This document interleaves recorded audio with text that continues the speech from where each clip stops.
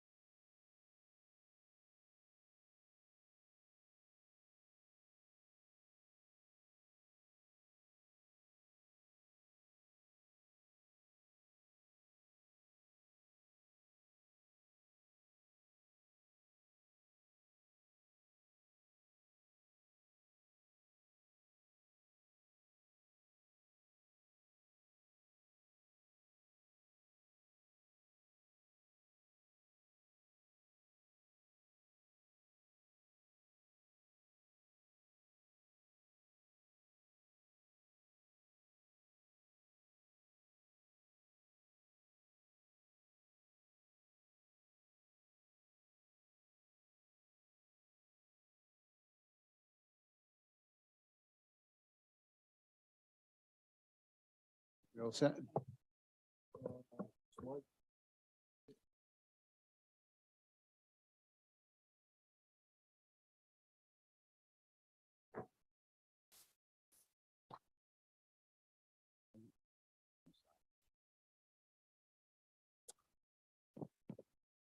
Good evening, ladies and gentlemen, and welcome to the City of East Providence City Council meeting.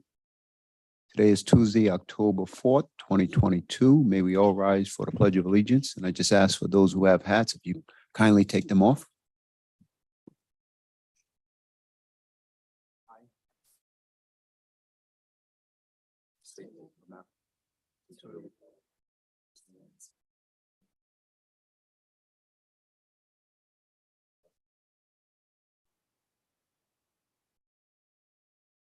Thank you.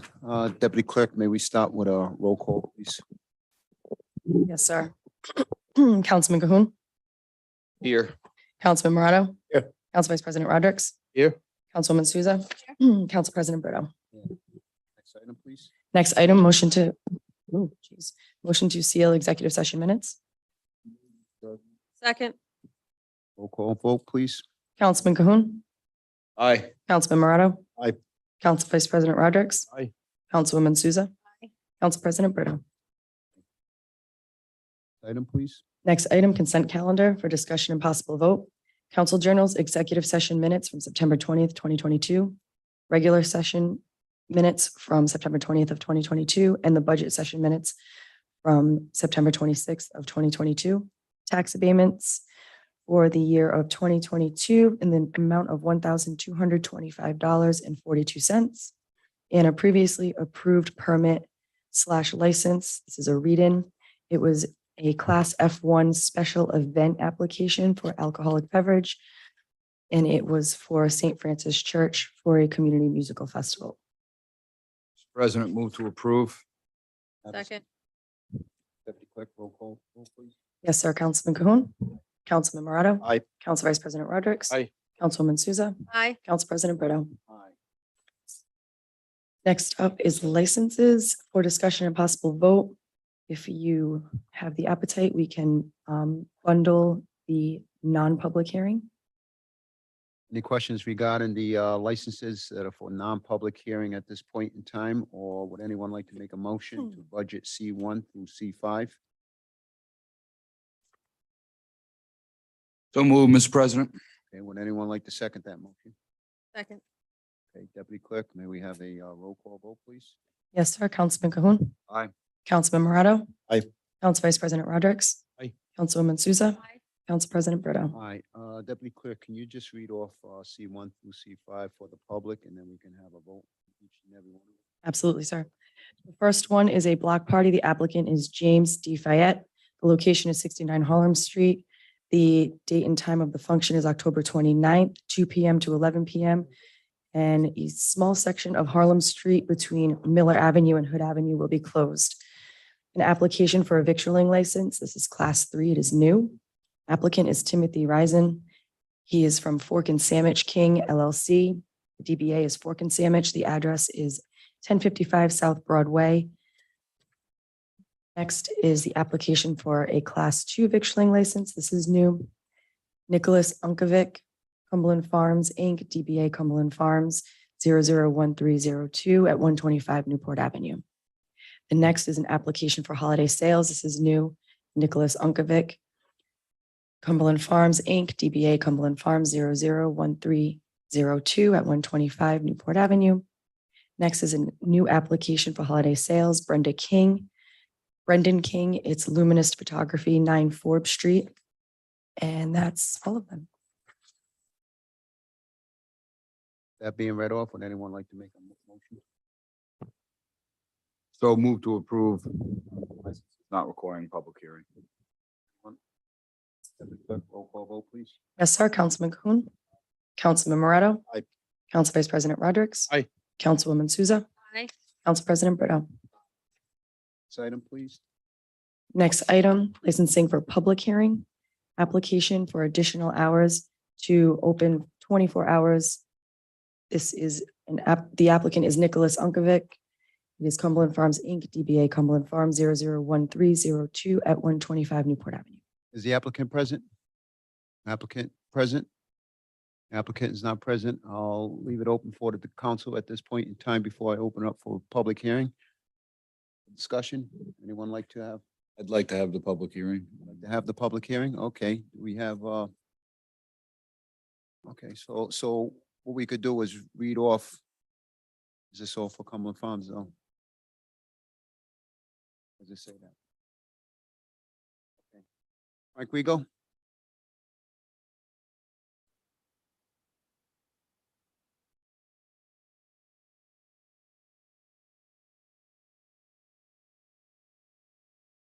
That one. Oh, that one.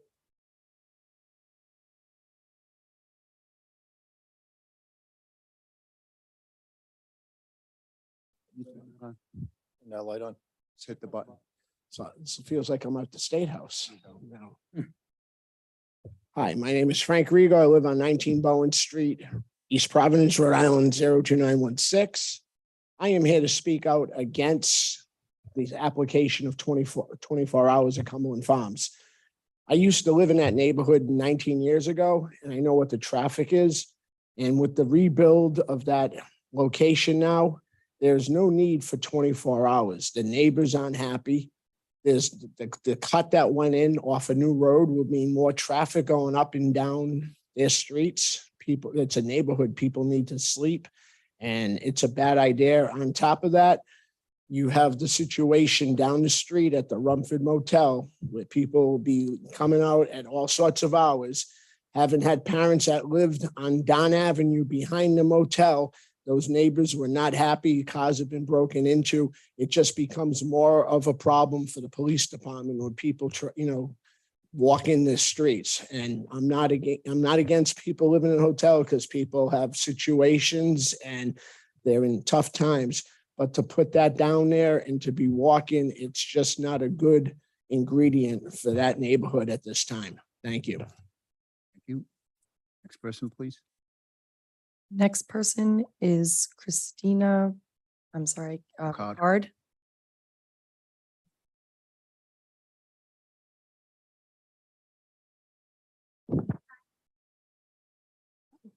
Hi, my name's Christina Ricard. I'm at 99 Coyle Avenue.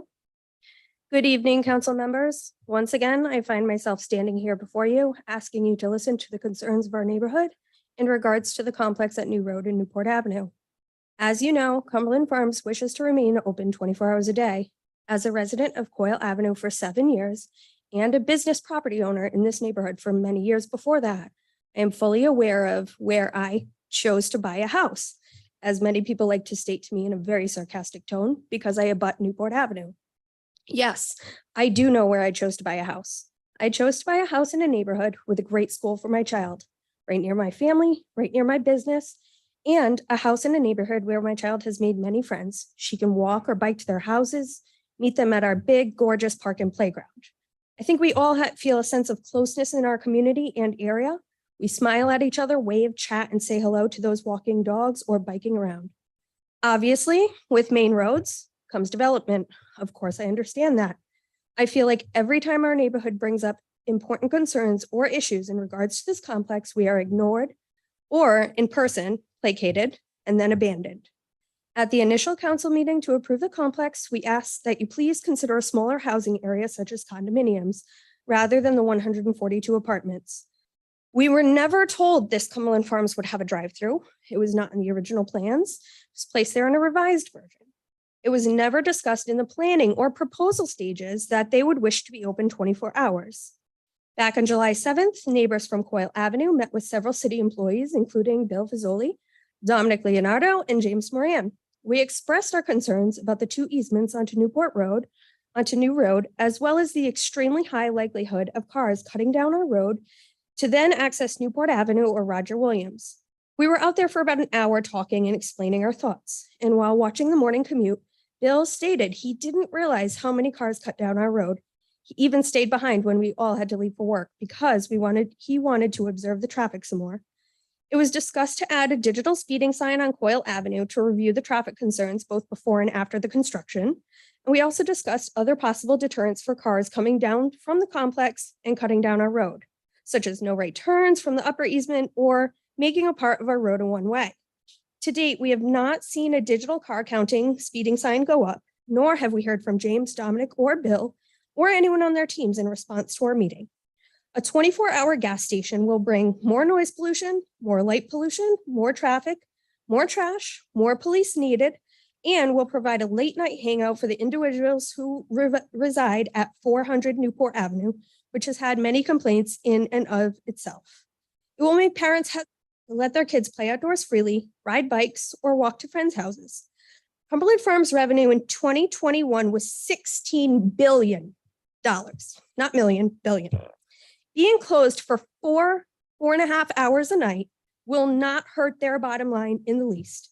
However, it will hurt your constituents' neighborhood severely. I appreciate your time tonight and have a good one. Next person, please. Next person is Susan Dorian.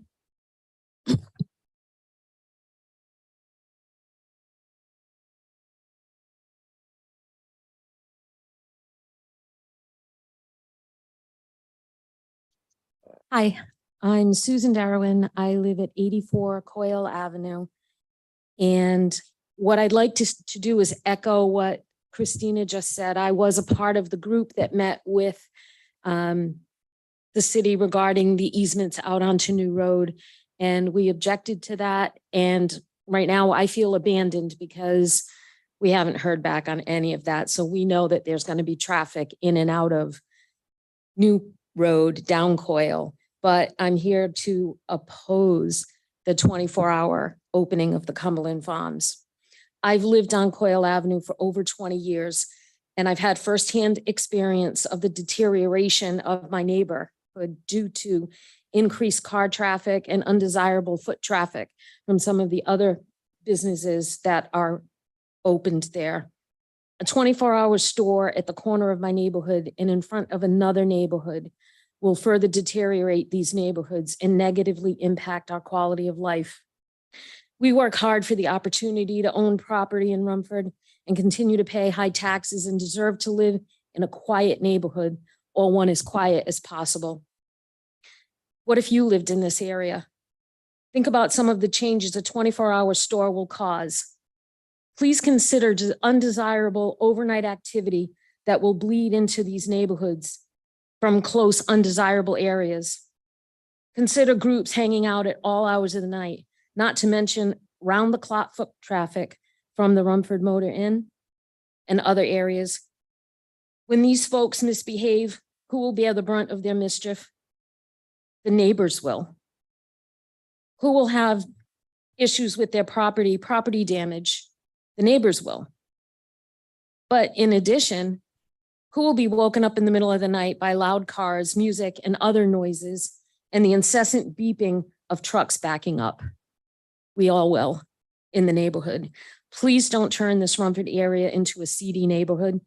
This store can survive, and we can all survive with regular working store hours.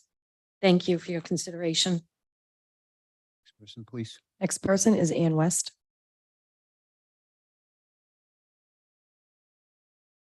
Hello, I'm Dr. Ann West. I am here as a concerned citizen and a new resident of Newport, of New Road in Rumford.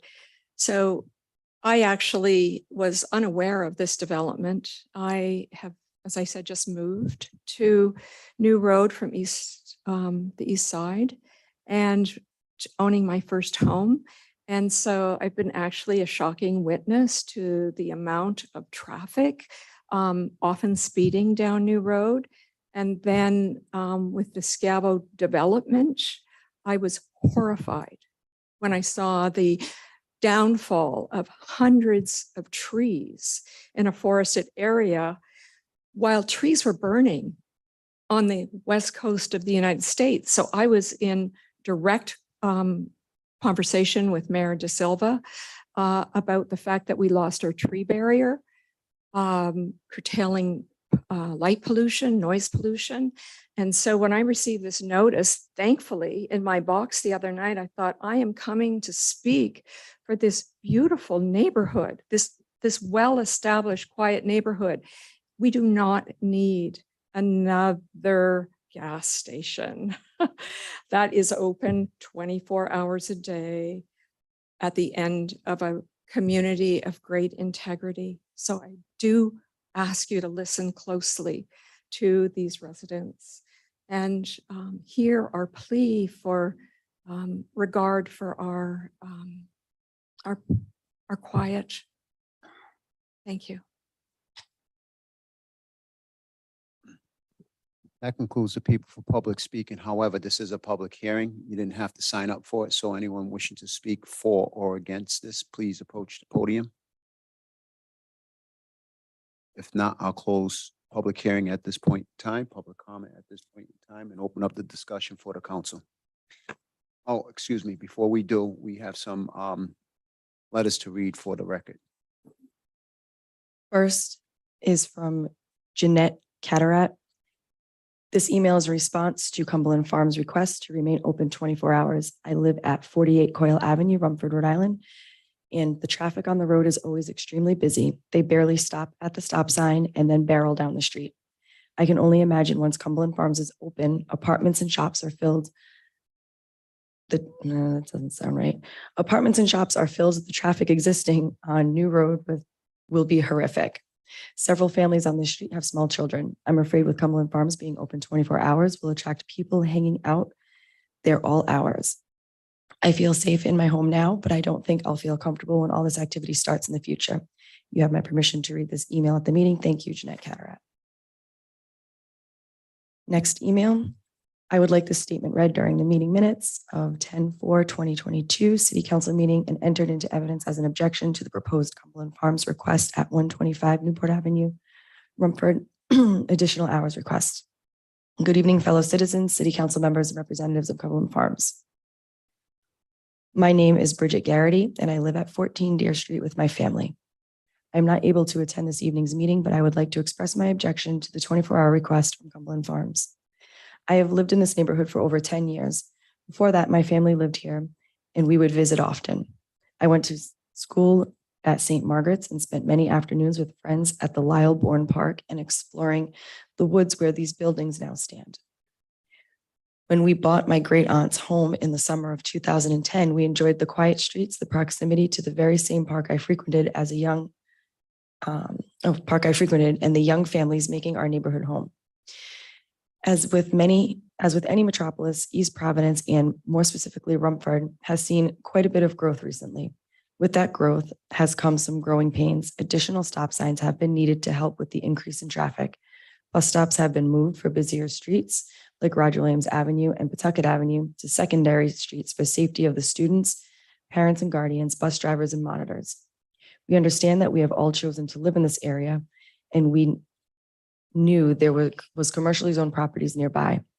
We did not, however, choose to live near a 24-hour a day, 365 days a year gas station. Cumberland Farms chose our neighborhood, and we are trying our best to be good neighbors and are asking them to return the favor. We want to be able to maintain our neighborhood feel, especially in the early morning hours. By being open 24 hours a day, deliveries, pickups, trash removal can now be done at the convenience of the company, rather than during normal business hours or during the daytime. We as neighbors expect the noise and the typical goings on of a business during the day. During the day, it is the nighttime hours that we are concerned about. When stores are open overnight, especially so close to densely populated residential neighborhoods such as ours, the light pollution alone from the pump islands and storefront is enough to require blackout curtains and adjusted sleep routines. Add to it the sounds of someone pumping gas at 3:30 a.m. blasting music. I know you wouldn't want to live with that. We know that you as a company will do your best to be good neighbors, but what is it about those 4 hours, those 240 minutes that are so critical, so crucial that you must be open? While I welcome Cumberland Farms as a neighbor, I do not welcome 24-hour a day requests. I hope my city councilors put themselves in our shoes and can empathize and sympathize with us that a 24 hours a day gas station and convenience store is not needed. Thank you, Bridget Garrity. Next is Michael Hicks, 9 Alma Ave, Rumford, Rhode Island. I give you my full permission to read the statement in objection to the sudden proposal of a 24-hour Cumberland Farms. As a resident of Rumford for 7.5 years, I am writing to express strong objection to the 24-hour Cumberland Farms or any 24-hour establishment. My wife and I moved to Rumford for the wonderfully constructed homes and warm, welcoming neighborhoods. We hope to set down strong roots in Rumford and start a family and have our child go to one of the best elementary schools in the region, Myron J. Francis. In fact, our son's bus stop is located across the street from one of the entrances or exits of this new 24-hour Cumberland Farms. It frightens me that my son and other elementary school students will have to wait for and get off the bus.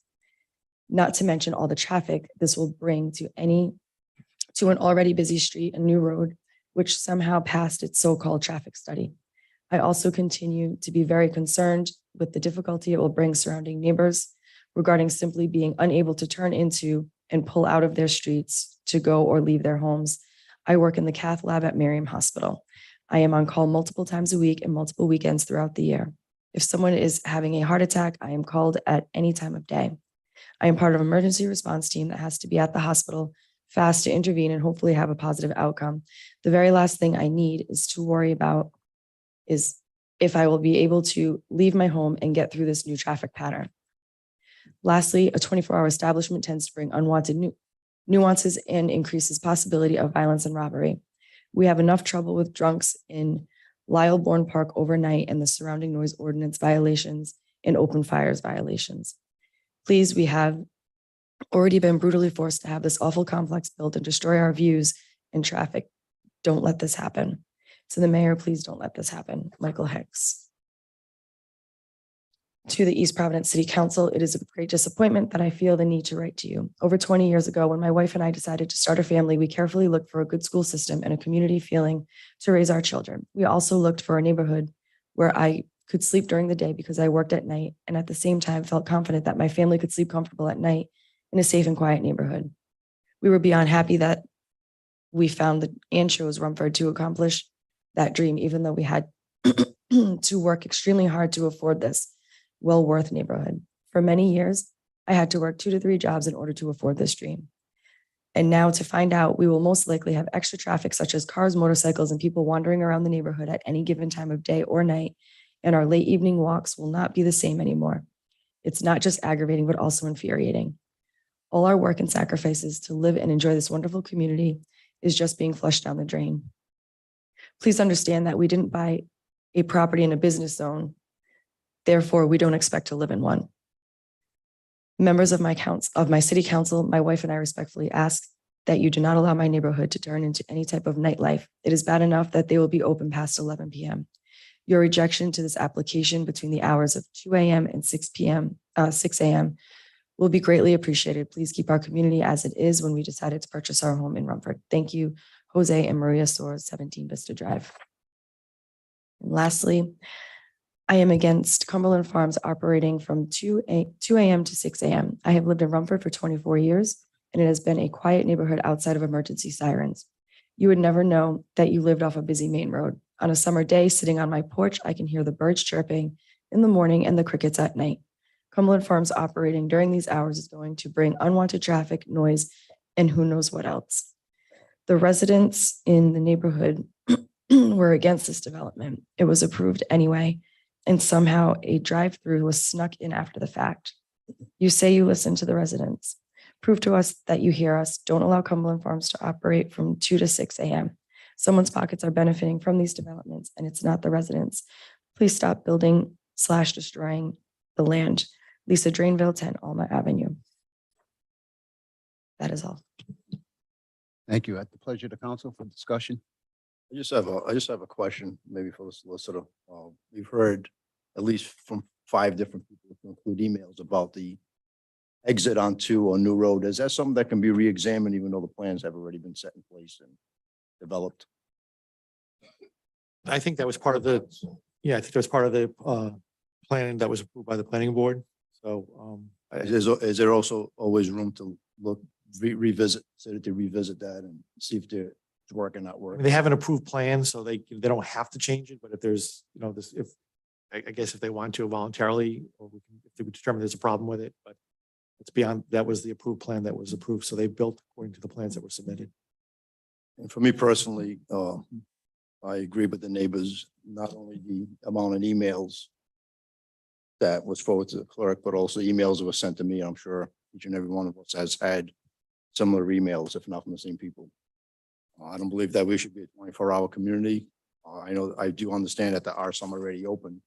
However, this is not the right place or location for a 24-hour business. And I do agree that companies are going to go broke, or it's bad for business to not allow someone to be open from 2 a.m. to 4 a.m. It just doesn't make any sense.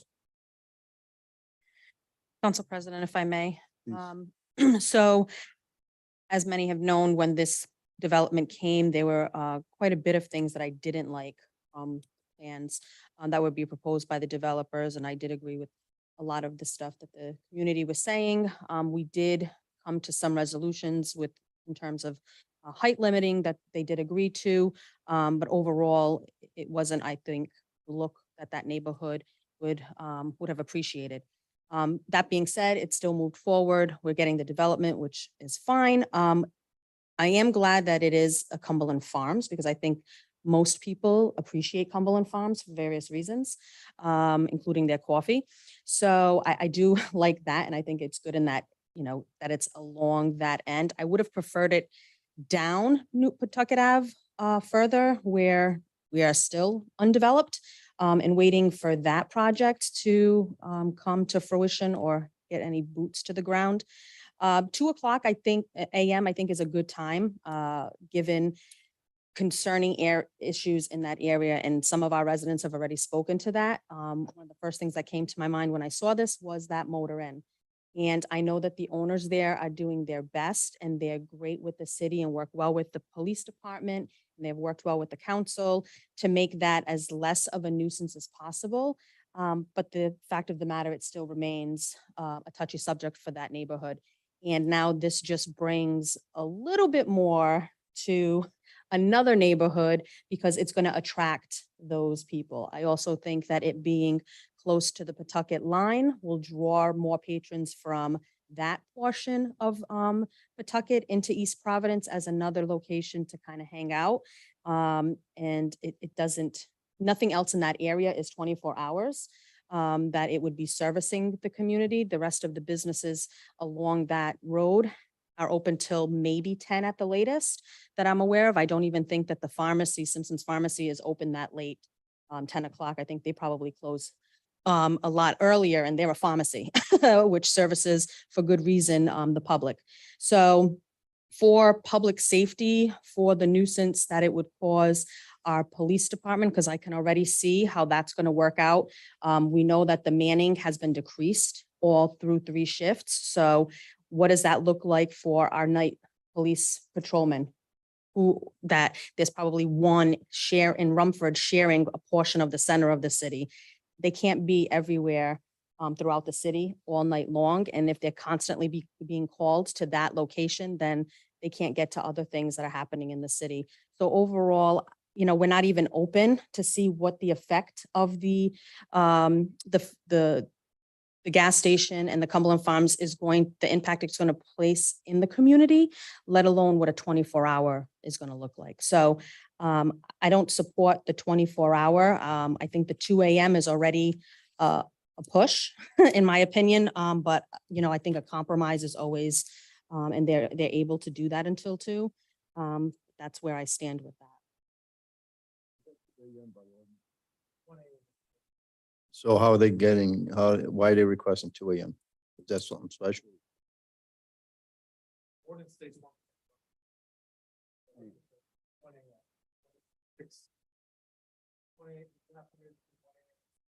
Okay, 'cause I'm hearing 2 a.m. So the request is for 2 to 6, though, is it not? Okay, all right. Okay. That's what, okay, that's what, all right. President, I would add my voice against the 24 hours. I'm also surprised that the applicant didn't appear tonight. Not that that would have changed my mind, but to answer questions, the public took the time to come out, and unless they came in late, it appears that the applicant did not even come to address any of our concerns or questions. I'm not going to restate what has been said. Certainly Cumberland Farms does not need the few extra hours. I do think they are a good company. I'm glad they're in East Providence. The Kent Heights addition to that Cumberland Farms has been widely accepted by that neighborhood. It's a different situation than the Newport Avenue one, and they're not asking for 24 hours, but it has been extremely successful. So as a business, they've been a good one across the state, but I do not think this is good for them. They don't need it. It's not good for the business. We don't want to see 24 hours of cars. Young people tend to congregate in lots where they are allowed to go 24 hours a day. Sometimes we see it in the Dunkin' Donuts parking lots that are open. In the summertime, not as bad. You see some young kids with their cool cars, hanging out and, rite of passage. But this could get out of hand in this case. And I would close by summing up a sentence in the letter that we all received from Bridget Garrity, which I think kind of sensed the feeling of most of the Rumford neighborhood, where she says, while I welcome Cumberland Farms as a neighbor, I do not welcome the 24-hour-a-day request. So I think the neighborhood is not trying to be belligerent about this. They want to work with Cumberland Farms. They understand the good and the bad of it, but they are saying to a person, we don't want the 24 hours. We don't want the parking lot, the lights, the noise, and they could get deliveries, gas deliveries late at night, early in the morning. None of that is to anybody's advantage. So it's not anything I would approve. Thank you. I'll just add, I voted against that development from the beginning. I didn't like what was proposed. I didn't like that it did not include affordable housing. It basically uses that entire plot of land, which understandably was underutilized for a long, long time. But when you're looking at the size and scale of what's going in there, and you're not even considering the fact right now that, you're putting a 24-hour or requesting to put a 24-hour Cumberland Farms in a place where you're going to add additional housing right on top of it. I mean, those residents that are going to go into those apartments and condos are presumably going to have the same concerns as the residents in the surrounding neighborhood right now. If you really need 24-hour convenience, 2 miles up the road, due north, there's a 7-Eleven. Pretty much, if you really, really want a Cumbies, there's one 3 miles due south down the road, as Councilman Roderick said, right in Kent Heights. So I don't see the need. I'm going to vote against, and that's that. So if we rewind this conversation about a year and a half ago, when we had a laundromat that was being proposed to be open for 24 hours, I voted against that. And I said at that moment and at that point in time that I'm not for to be a 24-hour city, 24 hours a day, 7 days a week. I voted against it then, and I'll vote against this being open for 24 hours as well. I think we need to kind of just go back to the old days where businesses shut off at a specific time. Sundays should be just family times for the most part. Close everything down on Sundays, spend some quality times with your family, have family dinners, and then let yourself loose throughout the rest of the week. But again, I said it a year ago, that I do not want this city to turn into a 24-hour city with businesses being open from one end to the other. And I voted against that particular business then, and I'm going to vote against this business as well for being open 24 hours. So with that being said, it appears that there's no other discussion on this from the council, that we all had the opportunity to speak.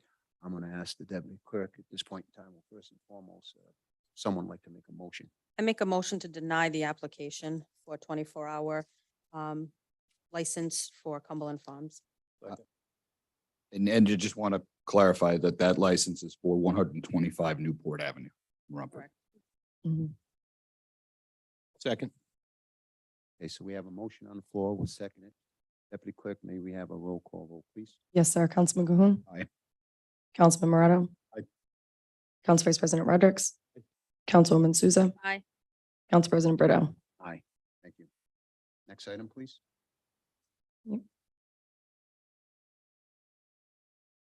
Next is a BV license new.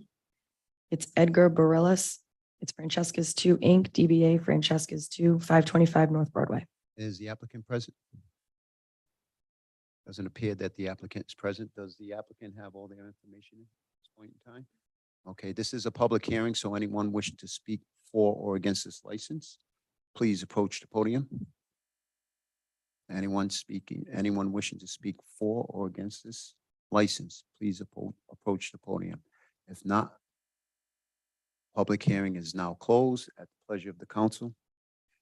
I move to approve as long as all other applicant requirements have been met The city requirements have been met. or state. We have a motion on the floor. Would anyone like to second that motion by Councilwoman Souza? I'll second. We have a second by Councilman Cahoon. We have a roll call vote, please. Yes, sir. Councilman Cahoon. Aye. Councilman Morato. Aye. Council Vice President Rodrick. Aye. Councilwoman Souza. Aye. Council President Brito. So just, if anyone's here for Cumberland Farms, just let you know that's that deal at this point in time. It will not be open for 24 hours that the applicant requested. So, yes, you may. Can you approach the podium?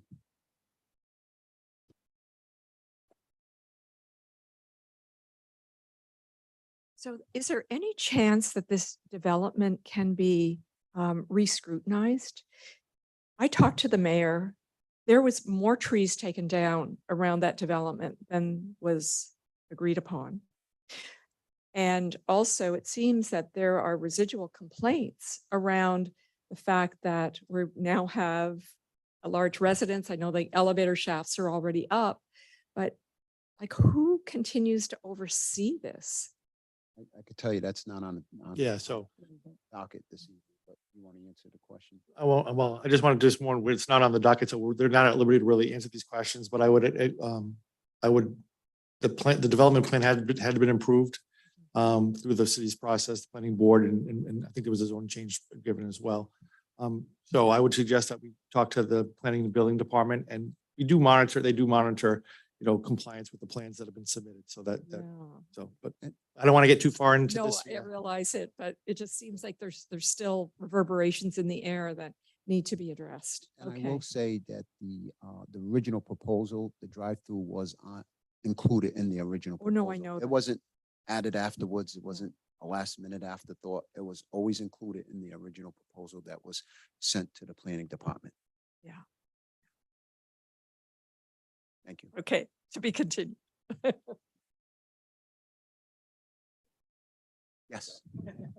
Only if. Well, you're welcome to stay.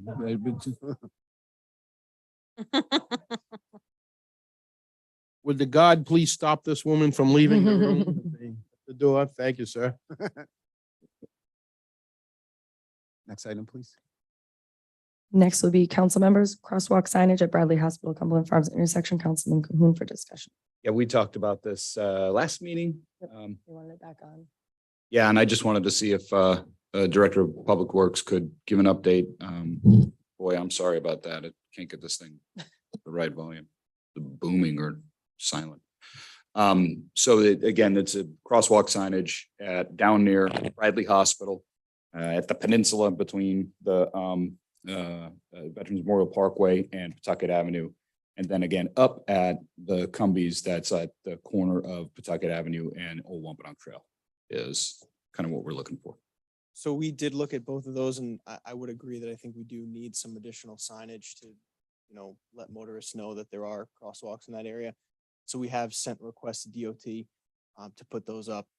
Those will have to go to the State Traffic Commission to get approved. Once approved, we'll put them up at our cost because it'll take forever to get it done by the state. So once I have once I get a response from them, I'll keep you updated. And you don't see any issue to getting approved? I mean, it doesn't sound like a big deal. No.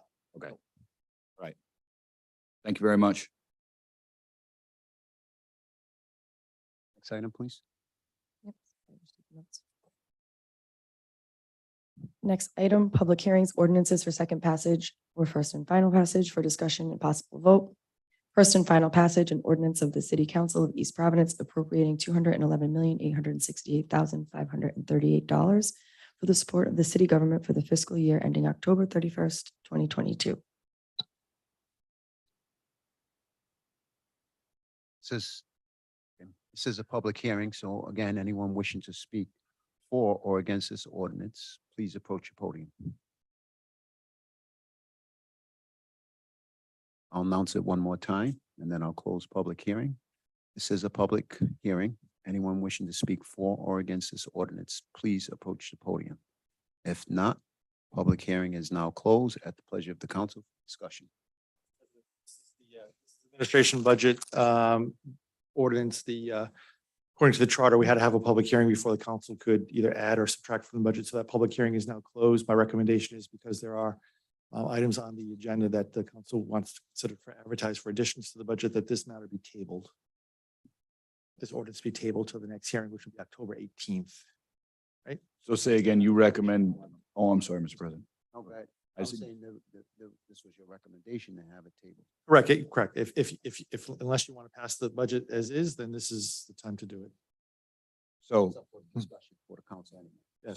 so again, because we have items further downstream here that we want to discuss, we probably want to put off voting on the final number until we've gone through those discussions. So, and just so you're clear, so if you vote tonight to advertise those additions, we'll have to have another public hearing on the 18th, and then you can finally adopt them. We can do it sooner if we want, but the schedule that we have, we've kind of all agreed to, is October 18th.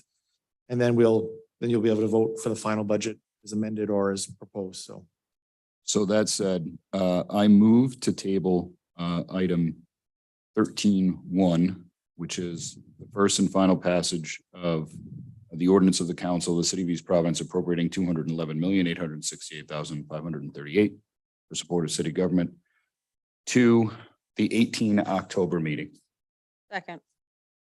Deputy Clerk, may we have a roll call vote, please? Yes, sir. Councilman Cahoon. Aye. Councilman Morato. Aye. Council Vice President Rodrick. Aye. Councilwoman Souza. Aye. Council President Brito. Thank you, sir. Next item, please. Next item, ordinances for second passage, an ordinance and amendment of chapter 18 of the revised ordinances of the city of East Providence, Rhode Island, 1998, as amended, entitled Vehicles and Traffic. The summary is section 18-307, Glen Rose Drive, both sides between Ferncrest Drive and Lantern Lane, a one-way street during the hours of 8 a.m. and 9:30 a.m. and 2 p.m. and 3:30 p.m. on school days. The sponsor is Council Vice President Rodrick. Thank you. This is a housekeeping business. We've discussed a couple of times. I was inadvertently left off with the bundle of similar votes. It basically changes the times to be correct, to go from 9:30 a.m. between 3:30 p.m. It used to say 9 and 2 p.m. That's all I have. And I wonder where you were in 1987 when it was Sean Aruda and I holding down that intersection. Waddington. I was in truancy court. Okay. Mr. President, if there's no discussion, members, I would move approval of the ordinance as read. There's no discussion. Is there any discussion on this before we have a motion on the floor? Before we proceed with the motion? Did we close Discussion. public comment for this section too? I know we closed it for the first one. This is a public hearing. Anyone wishing to speak for or against this passage, please approach the podium. Again, this is a public hearing. Anyone wishing to speak for or against this passage, please approach the podium. If not, public hearing is now closed. Although we have a motion on the floor, I'm going to just ask if we can hold on to that motion for the time being and have the council's up for a discussion on this. If not, we could proceed with the motion. No discussion. Okay, so there is a motion on the floor. Would anyone like to second the motion? I'll second. Deputy Clerk, may we have a roll call vote, please? Yes, sir. Councilman Cahoon. Councilman Morato. Council Vice President Rodrick. Councilwoman Souza. Aye. Council President Brito. Aye. Next ordinance, an ordinance authorizing the Director of Finance to borrow funds in anticipation of taxes. Mr. Solicitor, I just have a question.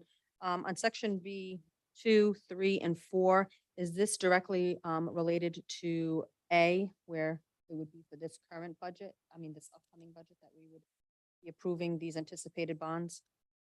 These anticipated funds? Right. So because we don't have we didn't approve the budget, should we not also table these three for the next budget? Doesn't matter. Oh,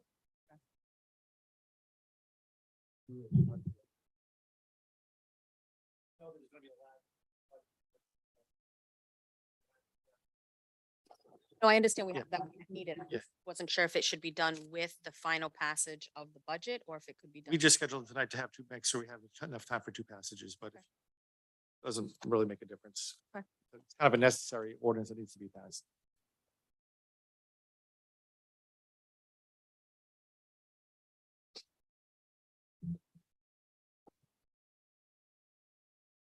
I move to approve. Well, it's public hearing, isn't it?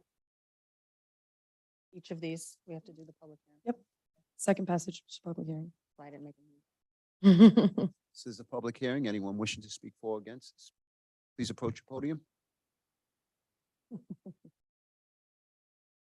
And this is a public hearing. Anyone wishing to speak for or against this, please approach the podium. If not, public hearing is now closed, although we do have a motion on the floor. Again, I want to leave it at the pleasure of the council for discussion. No further questions. I'll second that. motion. So if there's no further questions at this point in time, we have a motion. It was seconded. Deputy Clerk, may we have a roll call vote, please? Yes, sir. Councilman Cahoon. Aye. Councilman Morato. Council Vice President Rodrick. Aye. Councilwoman Souza. Aye. Council President Brito. Aye.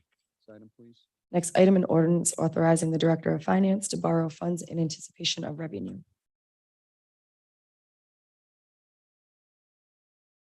Again, this is a public hearing. Anyone wishing to speak for or against, please approach the podium.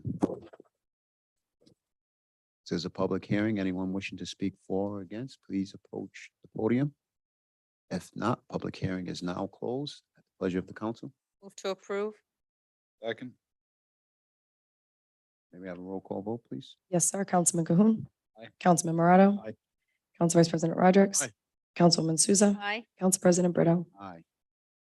An ordinance authorizing the Director of Finance to borrow funds in anticipation of bonds.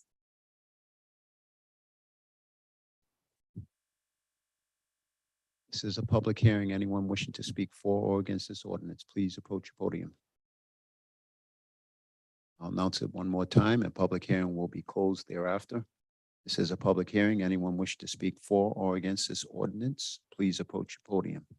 If not, public hearing is now closed. Deputy Clerk, now at the pleasure of the council. Move to approve. Do we have a second? Second. And Deputy Clerk? we have- Yes, sir. Councilman Cahoon. Aye. Councilman Morato. Aye. Council Vice President Rodrick. Councilwoman Souza. Aye. Council President Brito. Aye, thank you. Next item is continued business, budget session, review of the administration's FY 23 project proposed budget. First item is the ARPA status, itemized expenses, and updated plan by Councilman Cahoon. Malcolm. So I'm actually looking for Malcolm to give us the best update that he can.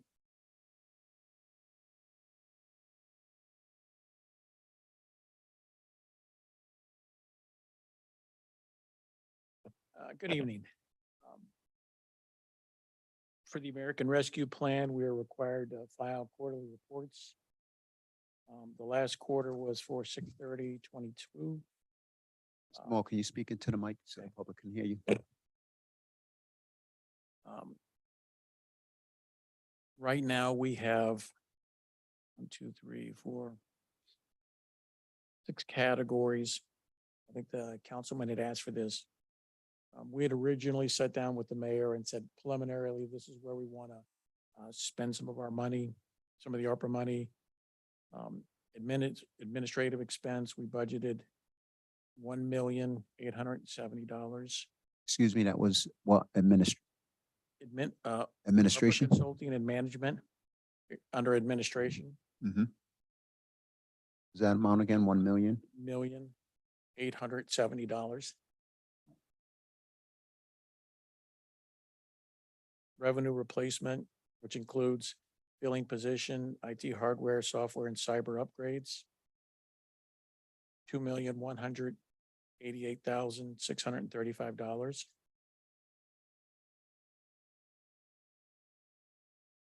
The next one is services to disproportionate, which is the Wi-Fi budget of $1,334,534. The next one is negative economic impacts, which includes incubators, work share, storefront facades, and tourism. $4,003,602. The fifth one would be public health, which is a community center budget, $3,336,334. And then the last one is infrastructure, which includes seawall, flood control, stormwater management, improving sewer system, $6,672,699 for a total of $18,536,674, which is about half of the ARPA allotment that we've received. And to date, we've spent 1.4 million. I'll go quickly. Under administrative, we've only spent $2,520. Under revenue replacement, we spent $515,447. Nothing under the service to disproportionate under Wi-Fi. Negative economic impacts, $26,180. Public health, $24,975. And infrastructure, $803,777. Total of $1,372,899. Mr. Moore, can the council get a copy of that report? Thank you. Any questions from the council? Question, just one quick question. The last total that I had written down from the second tranche, as they call it, of money that we got brought our total to 27,785,000. Is that still the total that we received? Okay, so the 18.5 would be a little more than half. Okay. Thank you. And then there's another 12 that goes directly to the school. School department, right? Thank you, Councilman. So, yeah, so a couple of questions. Malcolm, thank you for those numbers. So, I think some things for the public to be aware of. There's a 5-year fuse on federal funds, right? And they must be not only obligated within that 5-year period that the program set, but expended at the end of that, right? Because they go poof at the end of 5 years. Yes, you have to, the deadline is December 31st, 2024. Now, you don't have to have it all spent by that time, but you have to have it obligated. So contracts, like if you're going to build a new sewer system, you're not going to, so they'll give you I believe it's a 2-year extension from that. I believe it's 12/31/2026. Let's see a total for the infrastructure. 6.7, That's the total budget. the total for infrastructure. The 6 million? Correct. What's Yeah, that? again, that's only 18 million of the 27 or 20. What is that gonna cover as far? You mentioned the seawall and Well, drainage. What and again, exactly will that? these are, what these were was more broad strokes, is this is how we were sort of going to allocate into the bigger pictures, which you had spoke about, and we need to update this again. But as far as what's going to make that up, we don't have a detail to say what's going to make up that 6.6. Just when we allocated out the money, this was kind of the buckets the mayor wanted to put it in. So to go back, Malcolm, if I may, by far, the largest budgeted segment that we've got is for infrastructure, right? Out of the allowable uses, we've targeted infrastructure as our biggest need. And that's where we've allocated, or at least budgeted, So far, yes. most of this money so far, right? And that said, it sounds like there is a substantial amount that's associated with the negative economic impact line going to things like you mentioned an incubator, you mentioned facade improvement, stuff like that, right? Yes. Okay, it's four-ish million, just over. Just over 4 million. But expenditures to date are certainly lagging. And understanding that we need to have things on contract by the end of 2024. And knowing that these are going to be big ticket items in many cases, there's going to be a substantial lead time for planning, RFPs, things of that nature. Is that fair? That's correct.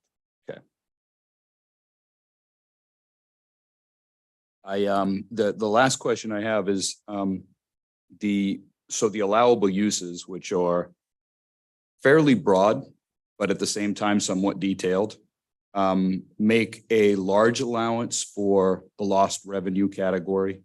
And under that lost revenue category, there are a number of purchases that can be made for traditional government services, which are a couple of the items that we're being asked to look at tonight, correct? Correct. I don't have additional questions, Mr. President. I have a few more questions. So I'm a little confused, Councilman Cahoon. And maybe you can clear this up for me, Malcolm. So we received already 18.5 million, correct? Of the 27 million that we're going to receive. We've received Total. more of that, yes. Are you adding the major, the biggest item being sewer infrastructure, not accounting for the rest of the money that we're going to receive? Councilman Cahoon, or is that just based on what we have already received? No, I just repeated what he indicated was the allotments going back to the presentation that we got in. I guess those are the same numbers that we saw in May. I believe so. Yeah. So I was just repeating that, and I'm indicating that infrastructure is the biggest of those. And it also looks like our biggest expenditure so far, over 800K for seawall stuff. I would imagine that's mainly for the seawall. Right? So far, that's the biggest expenditure that we've got. The that's without change 6.7 orders. is for sewer infrastructure, seawall, drainage, and a whole list of other items, correct? Correct. Is there any way, so does the council have any say as to where this money can go, or is just an administrative decision?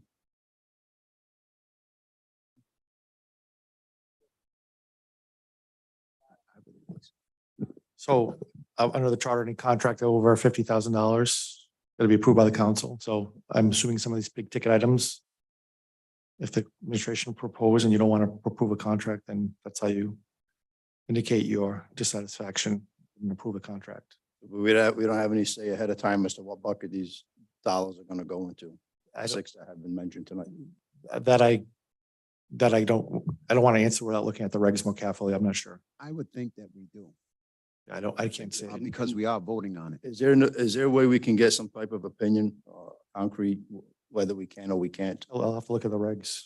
Can we have that by the next council, the whole Do council? my best. I think the best source of information is that final rule, and I don't think they've got another. Councilman Cahoon, just, I don't mean to interrupt you. I just dawned on me. I don't appreciate that answer that you'll do your best. I'm actually asking you as a solicitor, if I can have that answer for the next council meeting, which I think is very reasonable in time, so. And if you can't, we can also give it to the assistant solicitor. Okay? Well, but I'm asking that I get that for the next meeting. Thank you. And just to finish on what I was saying, the document that I found most helpful is the final rule overview from the Treasury. And there's not a more recent one from January, is there? January is It says final on it. I haven't found another one more recent than January, so that's a pretty good overview. And they've got the FAQ section too, which also helps. And just, and I did print up the first 11 pages, and it talks about, excuse me, the three areas that you can spend money under. It's kind of specific in some of those: broadband and water and sewer infrastructure. And then that sort of has a catch-all they call lost revenue. And they've allowed the cities and towns to figure out lost revenue one of two ways. You can just take a blanket, your first 10 million is lost revenue. Lost revenue, you have a lot more flexibility, what you can spend it on. I think about the only things you can't do are for debt service and I believe pension, but I'd have to.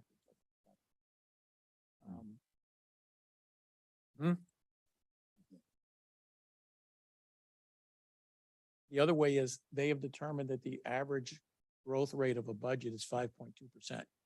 So we can take our 2019 budget and just increase that 5.2 every year and compare it to what we think, and you compare it to what the actual revenues are. And that delta is now your lost revenue.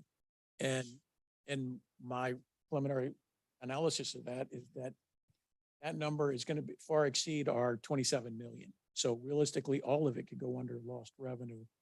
So we could use the specific categories if we want, or if you want to put it all under lost revenue, you also have that ability. My guess is that we wouldn't want it to go on the lost revenues.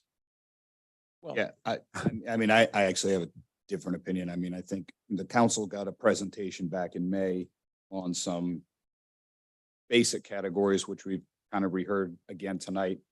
It certainly sounds to me like council members would like to continue to weigh in on that as that takes shape versus being in one blob of lost revenue. sorry. No, and understanding certainly, you know, the council has a final word on any contracts exceeding $50,000. Anything substantial that's going to be done is going to be more than $50,000. I think what I'm hearing from the council, and certainly what I'm saying, is we want to continue to weigh in and refine this plan. So I know we've seen a number of things come up that allocate funds for ARPA. And I've largely been okay with those to date. We're going to have a discussion on a couple more tonight. But for me, I'm kind of at the end, right? I mean, I'm not approving anything else after tonight for ARPA funds until we see that revised plan, see exactly what we're doing going forward. I'd like to see some details, for example, behind the negative economic impact line. I think that's important. I think it's a critical part of why the ARPA funds were approved in the first place. And certainly I think that there is temptation to utilize this source of funding to potentially make some purchases or potentially pay for things that we don't have to go to the residents for. So because there is that temptation and because there is a designed use, I think it's very important that the council continue to weigh in. That's because personally, I would like to see some of that money go through Health and Human Services. My own personal requests, and I'll get into that further as we have that discussion. But it appears that based on these numbers that were given to us tonight, that there was some thought given into it. So it wasn't 6 million, 5 million, or 4 million. It was a specific number. 1,345,087 or so forth and so on. So there must be some sort of actual breakdown that we can get a good narrative on what is being proposed. And I think, you know, we have 27, almost $28 million. So let's be adults. Let's use common sense. Let's work with administration. Let's administration work with us. Let's have discussion and do what's best. We know what we can use the funds for. We know we have had a survey in the past of what some of the public, you know, that might need to be updated, and not a lot of people participate, but you go with what you have. So we have some potential here to really help this city, and let's do it. And as Councilman Cahoon has said, we've got a timetable. You know, the government isn't going to sit around and let the clock tick. And if we're sitting here making petty discussions about things and that clock ticks, that money's going to go elsewhere. Is that a ridiculous statement, Malcolm, to make? Or? We don't spend it, it will go back. Thank you. Oh, we'll spend it. Councilman Cahoon, would that be it? That's all for me, sir. That's quick. Maybe we have a. Next item is the paving project, list of streets remaining to complete the project. Councilwoman Souza wanted that item and Director Borges. Thank you. So we are coming up to the end of, I believe, close to the 5-year plan that we had allocated in the previous council for $10 million for street paving and construction. And I know we're going to continue to allocate more funds so that we can continue the momentum that we've gained. And I know the council also has an appetite for repairing the sidewalks, which throughout the city have been really a problem in different locations, especially in our school area. So looking for the updated list of the completed and then what is the grading for the rest of the city as we prepare for the next, 4 to 5 year plan. Yeah, so I can, I think I provided you a list via email a few weeks ago. That list hasn't changed. I'd be happy to give you a hard copy of that. Moving forward, we've actually signed a contract with Beta Engineering. They're actually doing a pavement management plan for the city. We do have some remaining streets that are not included on this list that will be paved next year. They're awaiting National Grid clearance for our new gas mains to be replaced before we go and pave those roads, along with a large portion of the city that still needs to be cleaned and lined for the water main cleaning and lining project. But outside of that, I mean, I don't have a grading of the roads outside of, currently, but we will certainly have a better sense of that once we get that information from Beta. So so just for a timeline, we've hired them officially, correct? We're working with Yeah, them. they've actually conducted LiDAR scan of every single lane mile in the city. So they've actually driven every lane mile using LiDAR attached to a vehicle. So we'll be able to get a grading down to every 20 feet of roadway in the city. So can we ask them for what the grading is for the streets that are left behind? I mean, I have the one Sure. when we initially Yeah, proposed the that'll project. all be part of the plan. So what we're doing is all the roads that are being paved, we're giving them that information, identifying the years that they were paved, and that'll all go into account with their algorithm to then develop a plan for the city, for the next 5 to 8 years. Right, do we know, can we have that on to present to the council? Yeah, oh yeah, absolutely. See all of Yeah, that? we're not at a point yet where we can present that. We're hoping by the end of the year into the spring, we'll be able to present that. But that really won't have any impact on the roads that are being paved next year, seeing that we already have, that money, the $1 million, hopefully that will be allocated for those roadways. That's already, accounted for once we do all the cleaning and lining and get the sign off from Rhode Island Energy. All right, so then can I just ask, in addition to the list that was sent that's already been determined, the new streets that are going to be add-ons to the contract, that would be For next year. correct? Yep. Yeah. Yep. that'd be great. Director Borges, can you distribute that amongst the other Sure. council members as Yeah, well? and when I say Hopefully. for the council, it's for everybody, because These are. That's what I was-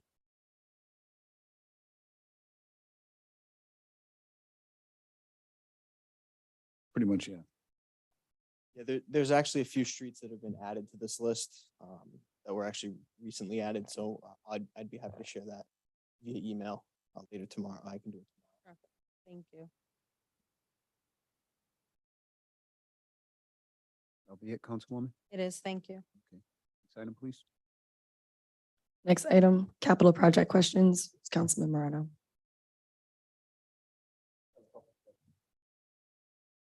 I just have a couple of questions for Malcolm regarding capital.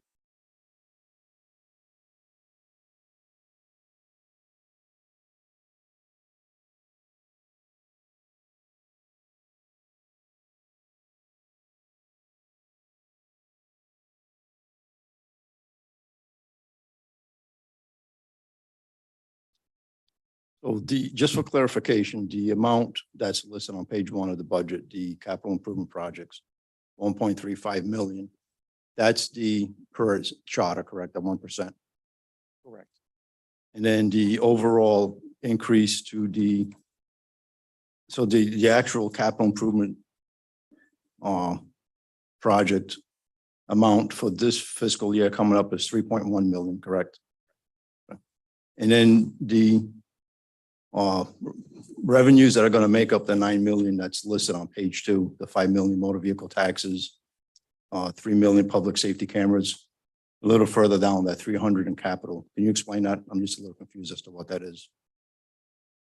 The capital, 300,000. take a look. Highlighted.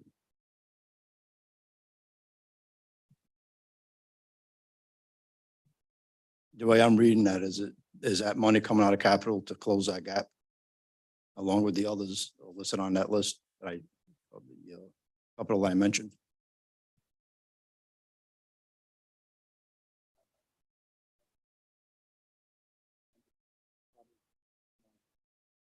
Okay, thank you.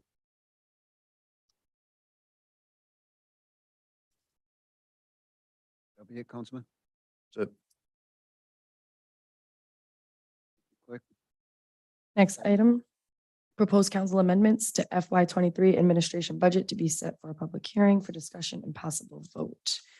First is Department 200 City Clerk salary increase from $50,000 to $84,047, which will increase the total salary line item from $499,774 to $483,821. Introduced by Councilman Morano. well, as I mentioned, when this came up, I believe that a position is an important one. I believe it's one that should be and remain under the auspice of the city council. As per Councilman Roderick's proposal of qualifications, as we had those discussions, if we want to get someone qualified for this position, the salary should at least match what the salary for the other communities this size, what they're going for, to be fair and equitable. So I'm going to be asking to vote approval on this, restoring this salary back to what it was before. Council President. So just so the council is aware, the only thing that you're doing tonight is approving the advertising of these increases to be placed in the paper so that you can finally vote upon all these changes. The next council meeting on October 18th. So voting to approve this tonight is not approving the expenditure, it's approving the advertisement, because the charter says council may not vary the titles, descriptions, or conditions of administration specified in the budget before inserting any additional item or increasing any item of appropriation. It must be caused to be published a notice setting forth the nature of the proposed increases, fixing place and time not less than 5 days after publication, at which the council will hold a public hearing. So the only thing you're doing tonight is just advertising. And then after that public hearing is had, then you can have to take the final vote to increase those or approve or not approve those changes. So with all due respect, Councilman, I have some issues with that $84,000 being proposed for a salary for a city clerk. I have some issues with that. First and foremost, I think the salary should be based on the experience. We have no one in that position at this point in time. So I would rather say that that salary go back to the $70,000, which it was originally. I got burnt, we got burnt. You know, we went from 70 to 80,000 with the previous city clerk that we had. And, you know, shame on me. I voted for it. Shame on me. But I'm not going to get burnt the second time around. I don't think it's fair that's a lot of money, first and foremost. And most of these people who come in at that salary have experience, have extensive amount of experience. We don't know who we're hiring at this point in time. I would prefer to say, leave it at the 70,000. The next council vote on whether or not that individual is qualified, not only qualified, but has the experience as well. Proceed with an increase. That's a substantial amount. And again, you know, I made that mistake the first time around, and that's why I'm sharing my grievances, or not so much my grievances, but my issues with this time around, is because I don't want to make that same mistake the second time around. $84,000, whether that's the average or not, I'm not exactly sure. But when you look across the board for those individuals or those clerks who are making that kind of money, been in those positions for a very long time, number one, and number two, have extensive amount of experience. We all know that as a council, we appoint a city clerk. That clerk doesn't necessarily mean that you have to have GED, a high school diploma, or a college degree. It doesn't matter. But I would expect that that individual comes into that seat to, at the very least, have experience. And I think that individual has experience, then the previous council should take the initiative, given a year probation, a probation as far as whether or not they deserve a raise, and to give that substantial amount of raise for $84,000, I think it's just a little bit too much, as far as I'm concerned. So I'm actually going to agree with you on that, just at least raise it back to where it was originally with the 70. And I agree with Councilman Rodrick's criteria moving forward to pick a person. I'm okay with that also. So I do agree in moving it back at least to 70,000, but not the 50,000 that's being proposed. I mean, I think also, based on what the mayor said, the 50,000 was that an event, as we're all aware of, that position was going to go, no longer be an appointed position from the council, but it would be a city position. And with that being said, being a city position, that all those duties that apply to what the council will be taking away from that city clerk at that point in time, because there was a discussion about council, and Councilwoman alluded to this as well. The council will hire their own person to do the work. So I think that's where that $50,000 came into, which aligns that salary with most of the other department heads or those people who are in that similar situation or position and but doesn't have the experience and the workload as a city clerk, where they're involved with the courts. They're here after hours. They're here every other Tuesdays until 10 o'clock in the evening, and they're working longer hours. So I think that's where that $50,000 came from. This would be more or less a 9 to 5, 8 to 4 job with $50,000. And I'm not saying I'm agreeing with it. I'm saying I think that was part of the original plan, and that clerk's position itself would be a duty of the council and the council only, and they wouldn't have to do the responsibilities, the licenses, and everything else that comes along with the city clerk. But the councilman, to speculate that the charter will be changing and that the citizens will be voting for that charter change is a little premature, and I don't agree with that. I mean, there's a lot of things that can also change. We can speculate that we'll go back to a management form of government. But we're not preparing for that. I mean, we're preparing for what we know now, moving into the next council and let that next council decide. And I agree with you, if they want to do a 1-year review and take it from there, but it should at least start at a fair market price, at least at 70,000, as it was before. So I just want to clarify one of the comments, Council President, that you made. I still support, and I did the previous council when it came up to not have, when the Charter Commission proposed not having the city clerk as appointment. I still believe that that should remain the way it is. I'm not in favor of it going to a hiring process. What I was alluding to was that the city council should have additional resources within their budget or persons that they can utilize to do the work that they need to do, just like the other branches of government do. Currently, this branch of government has really the city solicitor, which we share with the city. So that department shares all of the responsibility with all the city departments. The only person we can directly talk to and ask to do things without being, and that feel comfortable with doing it without having to violate anything in the charter or repercussions from HR or management would be the city clerk.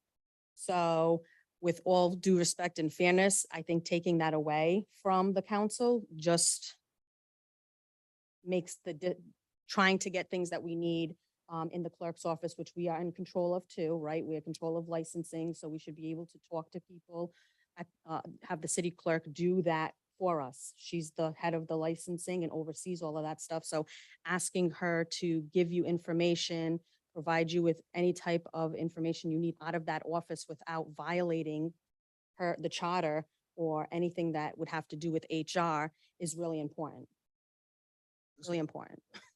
And I get. Without having that, the council, if you're not in the majority, is a lame council. And you know what that feels like because you've been on that side of the aisle before, and Right, it sucks. And I was about to say, I get your, So I get your concerns, but I personally never utilize the clerk to that extent.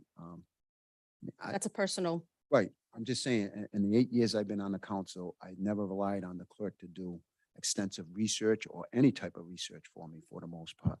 If there's something I needed, I just went out, I made phone calls. So I perfectly inquired. clear, nothing to do with researches. So if I No, I'm needed a saying, list of business licenses or any type of information that pertained to that office, there was no, there wasn't a problem. Or if she needed to contact, he or she needed to contact department head to get information, never a problem because I'm going through the chain, right? I'm going through the person who needs to get the information for me. Has nothing to, and other again, I'm not disputing Yeah. that. saying- researching and all that stuff, that's a different position that I think we should utilize Well, within that's the what I'm, council. that's what I'm alluding to. Yeah, that's a as different well, that position. I personally, and this is my own personal experience, and that we're all going to vote on this, that I think it should remain the way it is and let the next council decide on how they want to That's proceed fair. with that, because they're going to be working with that individual or individuals for the next 4 years. And I only think it's fair that, as opposed to me making that decision for them, I think that council should make that decision for them, especially that I'm not going to be here. So Well, There's- if I may just jump in, and I think the numbers are out there. The numbers are fairly easy to get, right? If you want to compare community by community, the 2022 municipal salary is available. It gives you the clerk salaries for it. There are 35 towns listed. Some of them are open positions. Clerks in the state of Rhode Island get paid anywhere from $59,500 to $114,000. And that wide range probably speaks to a wide range in clarifications, duties, et cetera. So there's no way to understand that without going town by town and interviewing them. The average of that, of all of those numbers, is 81. The median is 81, min 59, max 114. I am going to vote in support of advertising this particular potential increase. Just as for, I'm going to vote in support of advertising every single one of them, because I think if a council member brought it to this table, I think it at least deserves the opportunity to meet the public, get public comment, et cetera. I'm not 100% sure at where I think that number is yet. I'd like to do a little bit more analysis and we can have that discussion next time. I don't think it's 81. I don't think it's 50. But just for, we're kind of in a unique position, right? Because we're going to appoint, or a council is going to appoint the clerk. And the council can literally appoint anybody they want. There are no written qualifications. There is no agreement. So I think it's very important that we're careful about what we offer in terms of pay. When the school committee had to hire a new superintendent, we put in place a performance-based contract, and we told the incoming superintendent that she was going to start at the mean salary and that she was going to be able to progress year on year if she accomplished certain goals. And those goals were all associated with numerical numbers, measures pertaining to graduation rate, for example. I don't know that we want to get into that level of detail with a clerk, but certainly I would think that pay raises would be contingent upon someone's ability to do a good job. And they wouldn't start out at what we would think, what we would conceive as the maximum salary for that position either. So I think there's some discussion to be had here. So I'm definitely going to vote in support of announcing or advertising this so we can have another discussion. Yeah, I agree. Well, I would vote to support the advertising. Let's move forward. I'm not sure the number yet. One thing is a fact, the position's going to remain open until the next council is seated. So the decision will be made at that time, and we can talk at the next meeting about the salary. There might be a range involved. So I'll go ahead and approve advertising if we want to do that, or if we want to just wait for the next council and leave status quo, either way. Just so you know, if you go forward with the advertising, you could never exceed $84,047, but you could certainly cut it. So Right. just make clear. Stay what's been proposed and we'll talk about it. Correct. Councilman, you want to phrase that into a motion?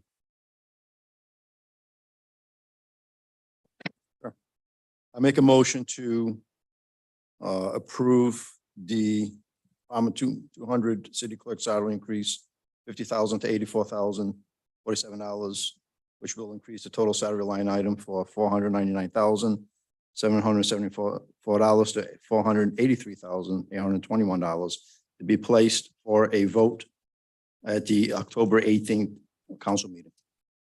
We have a motion on the floor by the councilman. Would anyone like to second that motion?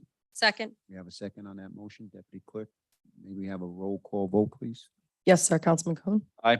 Councilman Morato. Aye. Council Vice President Rodrick. Aye. Councilwoman Souza. Just a quick question before I take the vote. I think the numbers were posted backwards, right? So it looks like a decrease. If we're going from 499 to 483, that's Yeah. actually a decrease, not an increase. So from 483 to 499. Right, I Is that just the think correct they were- number First, is that the correct number? That Okay. is, it's however So, given to me. Councilman, before we proceed with a vote, you want to just Just transpose, that's a typo. it's Right, I just want to make sure You're for the right. record that we Okay. know The that. important number is the 84,047, but you're right, right. that the numbers are backwards. So we have a Does anybody motion, it vote was that? seconded, we have a vote. So mine is, yay. Aye. And- Aye. I know, yay, I'm like, yay. I had a brain freeze. Council President Brito. Again, we're just advertising, so. Next item, please.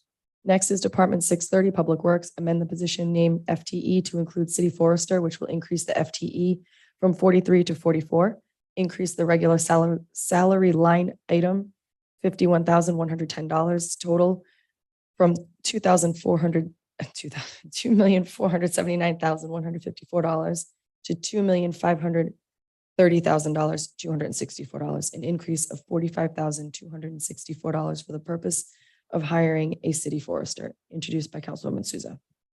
Thank you. So we've had multiple discussions regarding the city forester. I've spoken about it multiple times. The tree commission has come up and spoke to the council about the need. They've sent the council their request and the administration their request for the city forester. The ordinance or charter also speaks to the city having one. Currently, it is our understanding there's just a part-time person that is overseeing that role. And I think we really, if we're being honest and wanting to preserve the trees and be a real true tree city, like we have been, pushing forward. And that's the whole reason why we took this initiative to start the tree commission and be out there planting trees throughout the city to lower that heat index that we currently have, that island throughout the city. Then we need to actually put somebody in place that can make that happen, oversee it, making those decisions for our community. So that's why I have it on here for the council to consider for the budget. At the pleasure of the council. Any discussion? Is there a job description? for This, It's yes, there is. I believe it was sent in an email to all the council. And I believe it might speak to it in the charter also, or the ordinance. I believe it's in the charter. So the duties are to maintain, surveil, do surveys, make sure there, if any tree on city property that is going to be cut down or trimmed or planted, they're involved in all of that. Maintaining the health of the trees. I might have gotten a summary. I don't recall a specific job description. I'll look back. We get so many emails. Maybe I You did. know, yeah, it's easy to get But, lost. Let me see if I don't know. Can I ask a department, DPW head, don't we have someone doing similar work?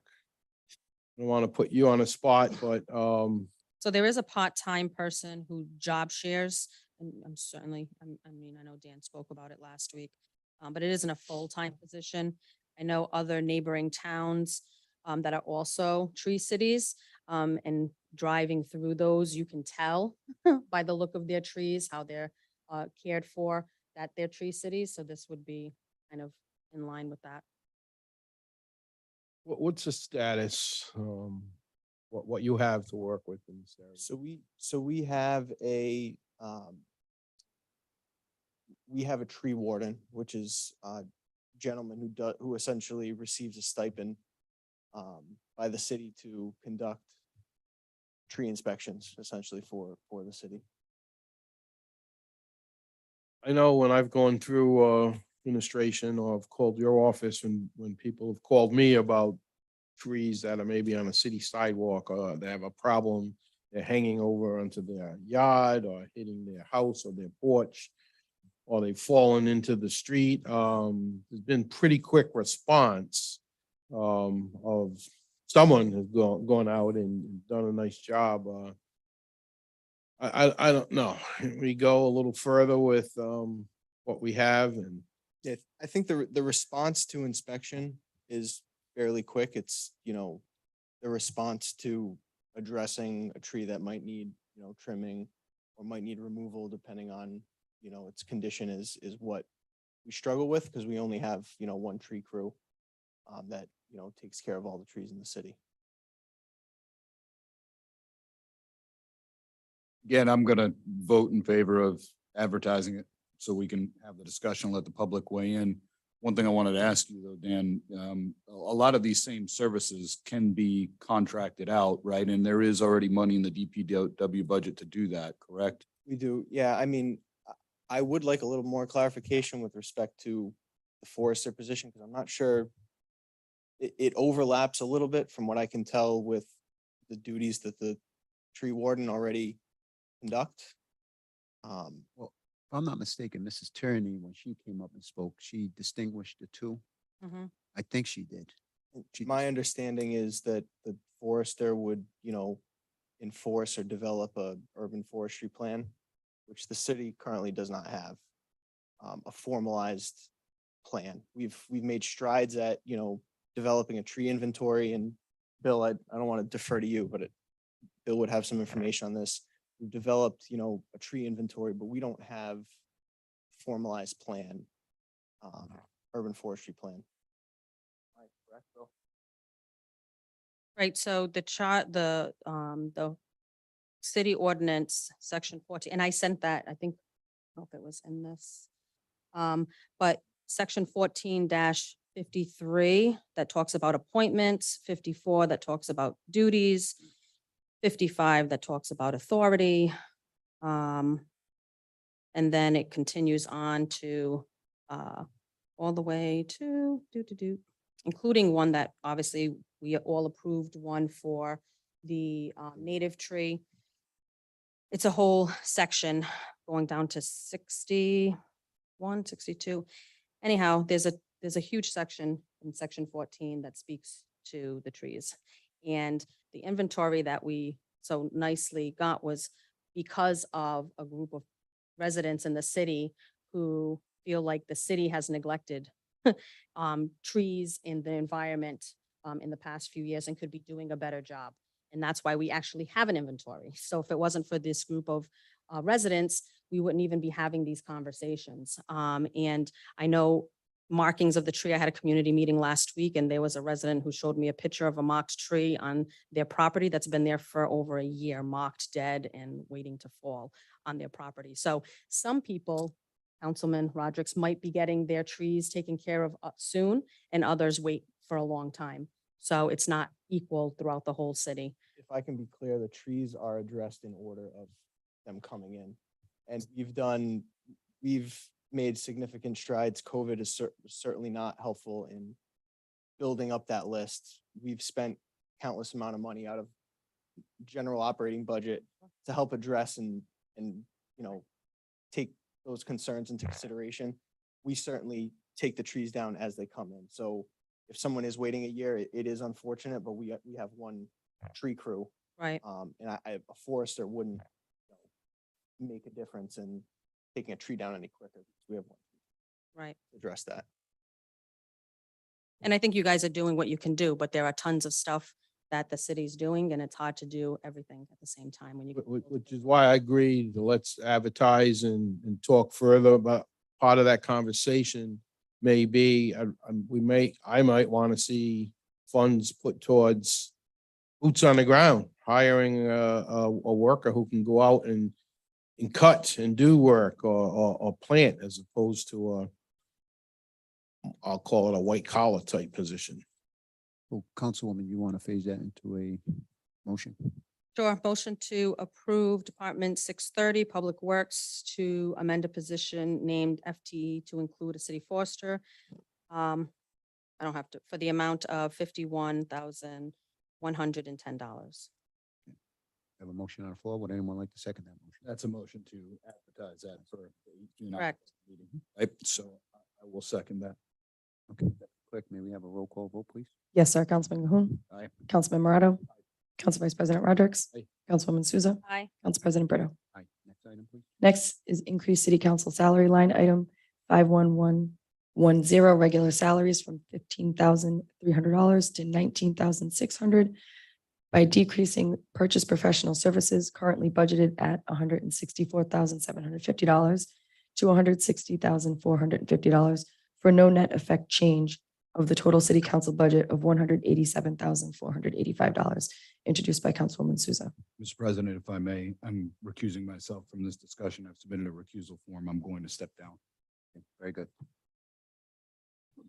Can I just make a suggestion? I mean, it appears that we're going to be discussing these all over again anyways. And this is just to advertise. If the council's in agreement to just vote tonight to advertise it, because I know we're going to be discussing it all over again. So, Okay, good point. Very good. All right, so with that being said, I just move to approve. we have a second Second, approval for advertising. roll call vote, please. Yes, sir. Councilman Cahoon.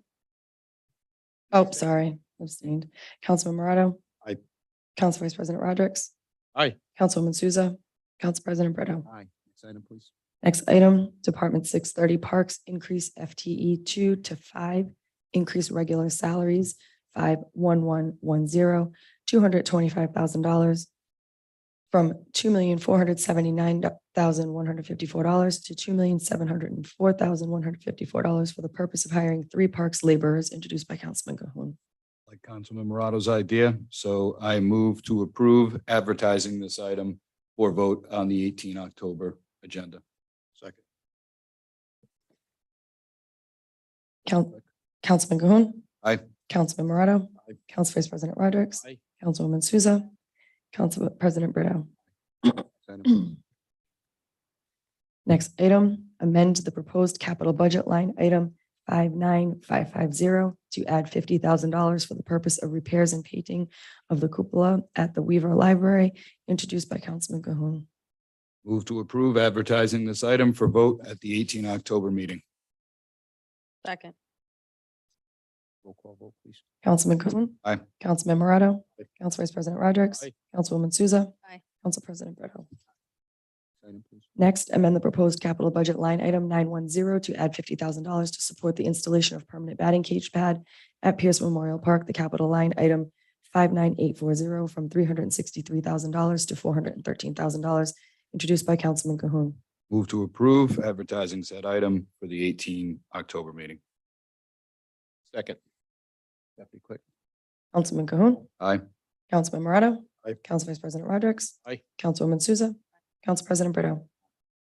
Next item, amend the proposed capital budget line item 910 59630, increased by $150,000 from $110,000 for a total of $260,000 for traffic calming measures, introduced by Council President Brito.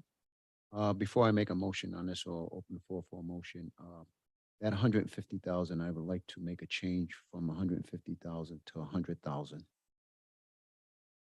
I would like to take the 50,000 that I'm requesting here as well and put it towards a playground behind the Wolf School. So we're gonna split that appropriation. So the whole change. Yeah. Right. Numbers won't change. I just want to talk to Malcolm because we prepared an ad, assuming that all these were passed. I know the numbers don't change, but I want to make sure that. Malcolm? Well, we wait for Malcolm, because I just asked a quick question. These increases, or this money is for increasing the new budget, not coming out of unencumbered. Correct. And which park was that? Right directly behind the Wolf School. Wharf? Wolf, Wolf. yeah, Ferris Avenue, right over by the Kimberly Rock. Malcolm, just want to clarify, the council president made the original motion that was advertised, I think it's $150,000 for traffic calming measures. He's now amending that to come out of capital. He's amending that $100,000 for traffic calming measures and $50,000 for the proposed playground behind Wolf School, but that doesn't change the capital number that we have to advertise. So we might have to change the description, but we don't have to change the bottom line, correct? Okay. Description's not in there, so it would not affect, We're not going to put the descriptions in there. Okay, I'll talk to you about that after. Okay, but it is Wolf School, right? That's where you want to put it. Okay. Let's do the $100,000 first, decrease, and then you do the Wolf School. So I will move to approve advertising the amendment to increase the capital budget line item 910-59630 by $100,000 for vote at the 18 October meeting. Second. Deputy Clerk, roll call vote. Councilman Cahoon. Aye. Councilman Morato. Aye. Council Vice President Rodrick. Aye. Councilwoman Souza. Aye. Council President Brito. Second motion will be the $50,000 for the playground behind the Wolf School. Doesn't. Reallocation. Doesn't increase it. We'll move that we have the reallocation. Would you like to make a motion? What's that? Like, you can. Oh, if you can make it, go ahead. I didn't think. Good. No, I'll defer. Go ahead. You to do it. Okay. So I would move the allocation of, is the line number going to change? No. No, okay. So it would be line item 910-59630, the amount of $50,000 for the playground behind the Wolf School, Ferris Ave. Anyone like to second that motion? Second. Deputy Clerk, roll call vote, please. Councilman Cahoon. Aye. Councilman Morato. Aye. Council Vice President Rodrick. Aye. Councilwoman Souza. Council President Brito. Aye. Thank you. Next item, please. Next, increase 59840 capital parks from $363,000 to $513,000, an increase of $150,000 for the purpose of installing playing field lighting at Glen Lyon Field. This is the ball field, by the way, just clarification. Anyone like to make a motion on it? Yeah, I'll move to approve advertising this for vote at the 18 October meeting. Second. Clerk, roll call vote, please. Councilman Cahoon. Aye. Councilman Morato. Aye. Council Vice President Rodrick. Aye. Councilwoman Souza. Aye. Council President Brito. Aye. Next item, please. Next, set a date for future public hearings, October 10, 2022, or later for discussion and possible vote. I think we just set that date. We, Well, let's formally set it so there's no confusion and Move to set the date of, okay, so this with all the changes that we just put together tonight, we'll advertise pretty much because of the deadline. If we go to the 18th, you're stuck with those changes. I mean, you can decrease them, but you can't increase them. You're stuck with that.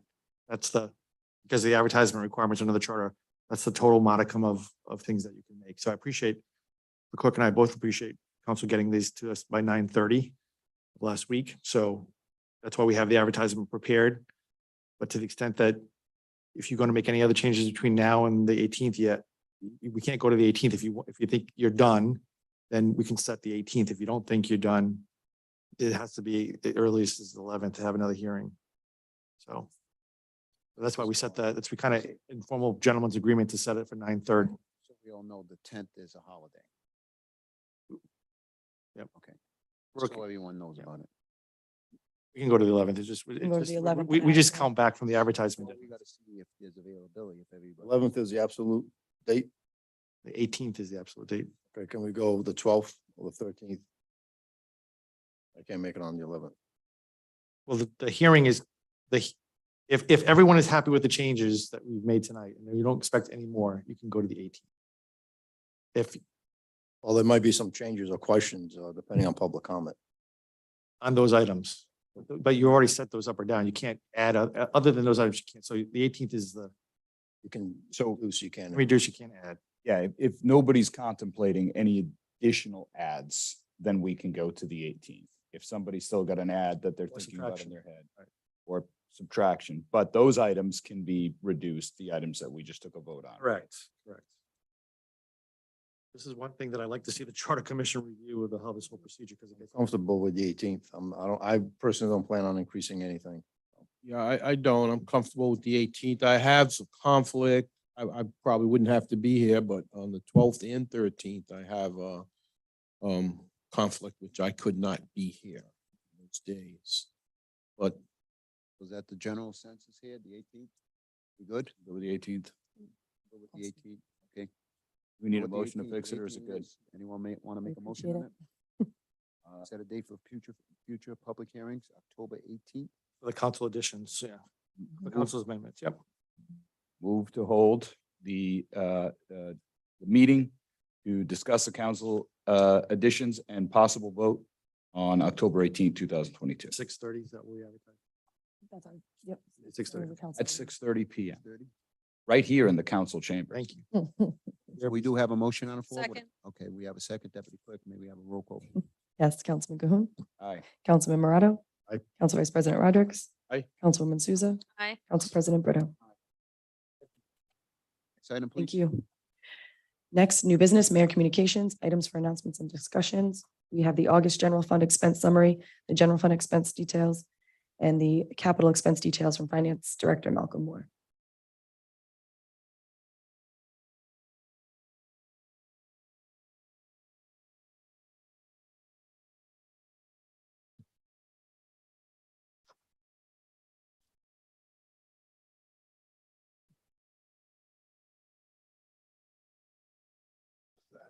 You have the summary and detail, the expenses along with the capital.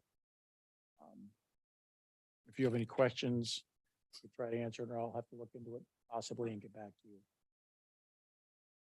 One thing, Councilman Morado, I was looking it up, just that 300,000. So, sorry, I digress, but I looked it up and I did have the answer. I figured I'd get it to him tonight instead of, but what it was doing, it was just listing the additional revenues. And so the way it works is you got the general fund here and the capital over here. So when the council decides how much capital they're gonna have, I bring over that amount as revenue and that amount as expense. And in the two budget, it was about 2.8 million. And this year it's 3.1, so there's a $300,000 increase. So that's what that was for. So you're saying that it went from 1.35, you added 300,000 No, to that? if you look at the capital expense went from 2.8 million to 3.1. And so that's the expense, but I have to bring that same amount over as revenue. Because we've got, the capital fund sits out here, it's got its own money, and it just sits there. We put that 1.3 in every year, and then the council, the mayor recommends and the council approves an amount that comes out of that. And it gets transferred back into the general fund as revenue and back in the general fund as an expense. So that 300,000 came out of capital and went into the general fund. Correct. General fund. Yes. And in previous councils for the past 3 years, I've been saying the same thing and asking if we can take money out of capital and put it back into general fund, and the conversation and answer has always been no. So what makes it now the ability to do that this year when we could never do that before? That's the way it's always been done as far as, I've always asked the question, if we can take money out of capital, and move it into any other account being general, and the answer has always been no the past 3 years. well, I'm bringing 3.1 million over, which is that exact same amount as the expense. So I think what you're asking is, can I take $1 million out of capital, Correct. bring it over here and use it for salaries? You can't do that. You can't bring it back in and just put it into the general coffers and reduce the capital. So what you're saying is I'd bring revenue over, but I wouldn't bring any expense over from capital. So you can't do that. Can you take it out of capital and utilize it for anything other than that example you gave? It has to be used for capital.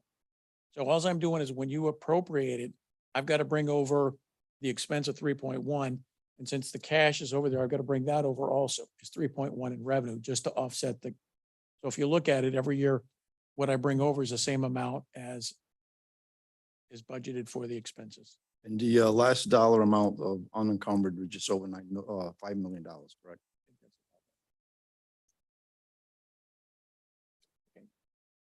And one other was when the council had approved the increases in salaries and all, there's also an increase in benefits also.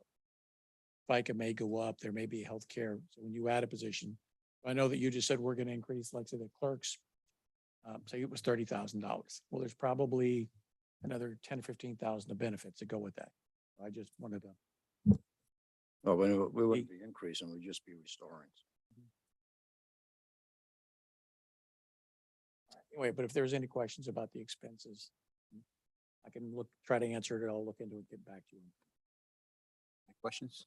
So Malcolm, I would just ask with the proposed increases that we voted to advertise, can we have an update of what that looks like then in the 22-23 fiscal?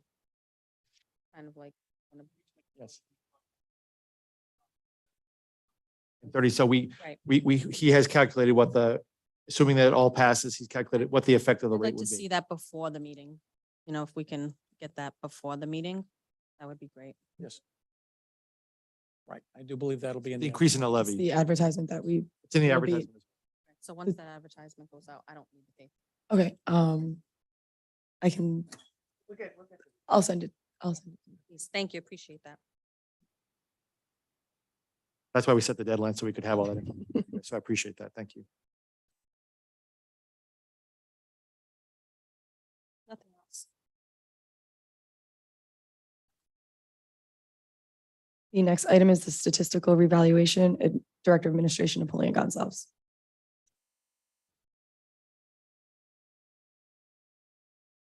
Good evening, members of the council. The City of East Providence is preparing to start up the statistical reevaluation project that had been delayed from December 31st, 2021 to December 31st, 2022.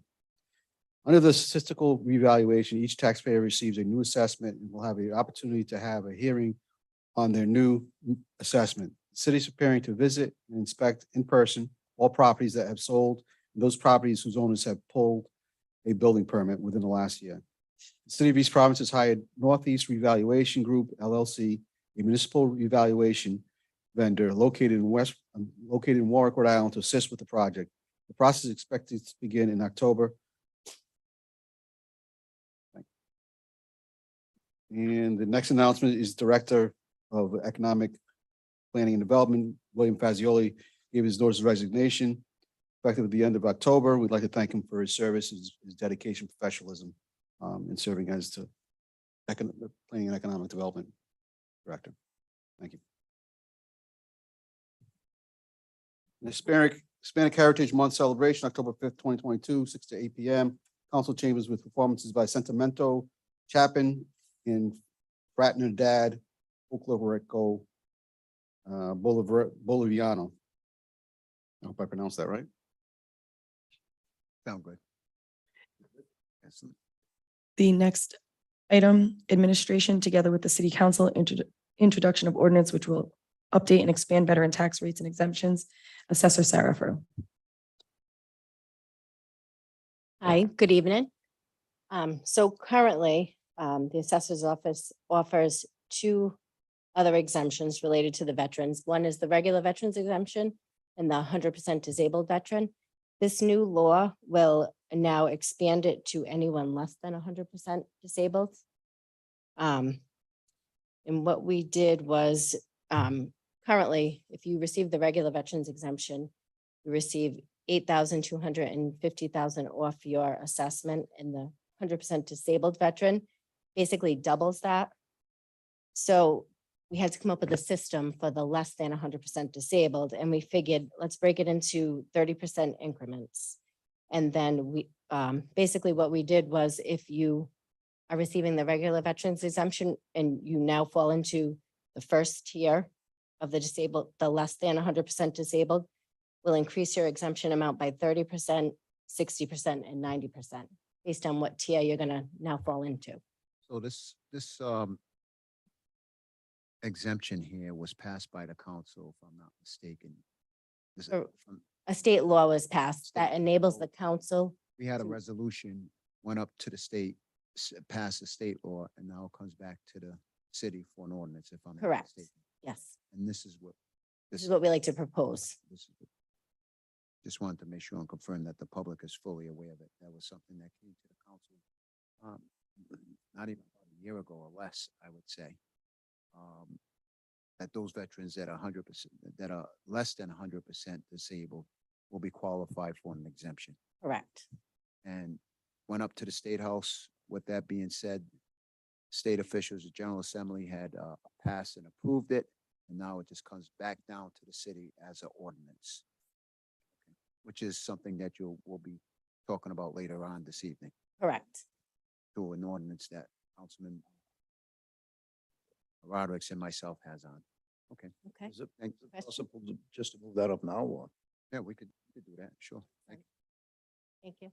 Suggestion.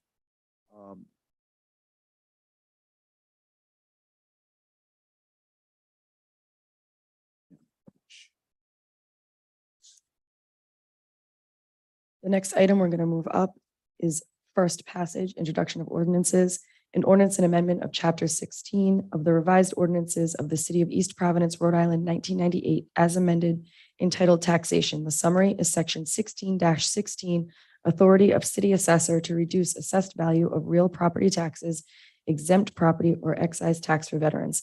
The sponsor is Council President Brito and Council Vice President Rodrick. President, although I have not submitted a recusal form, I'm going to recuse myself from this discussion. Very good. Yes. All right. Councilman Roderick, you want to take the lead on this, please, or just? Well, as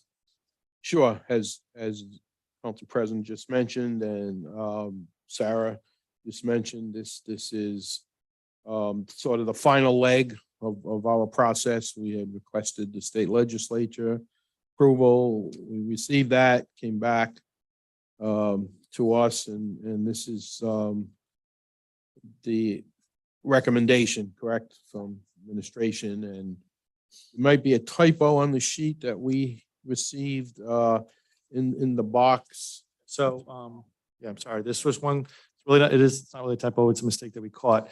So under the exemption, which set the exemptions amount, the 100% disability is by current statute, then the gradations from 100% downward. The first box says 0 to 30%. That should say 1% to 30%. So we just want to make sure that's clear. So I would ask that be amended. So obviously you have to be at least disabled at 1% to get the break at 0%. So we could make an amendment to change that 1%. That will be advertise it for second hearing. If I may, Council President, I want to just point out a couple other things.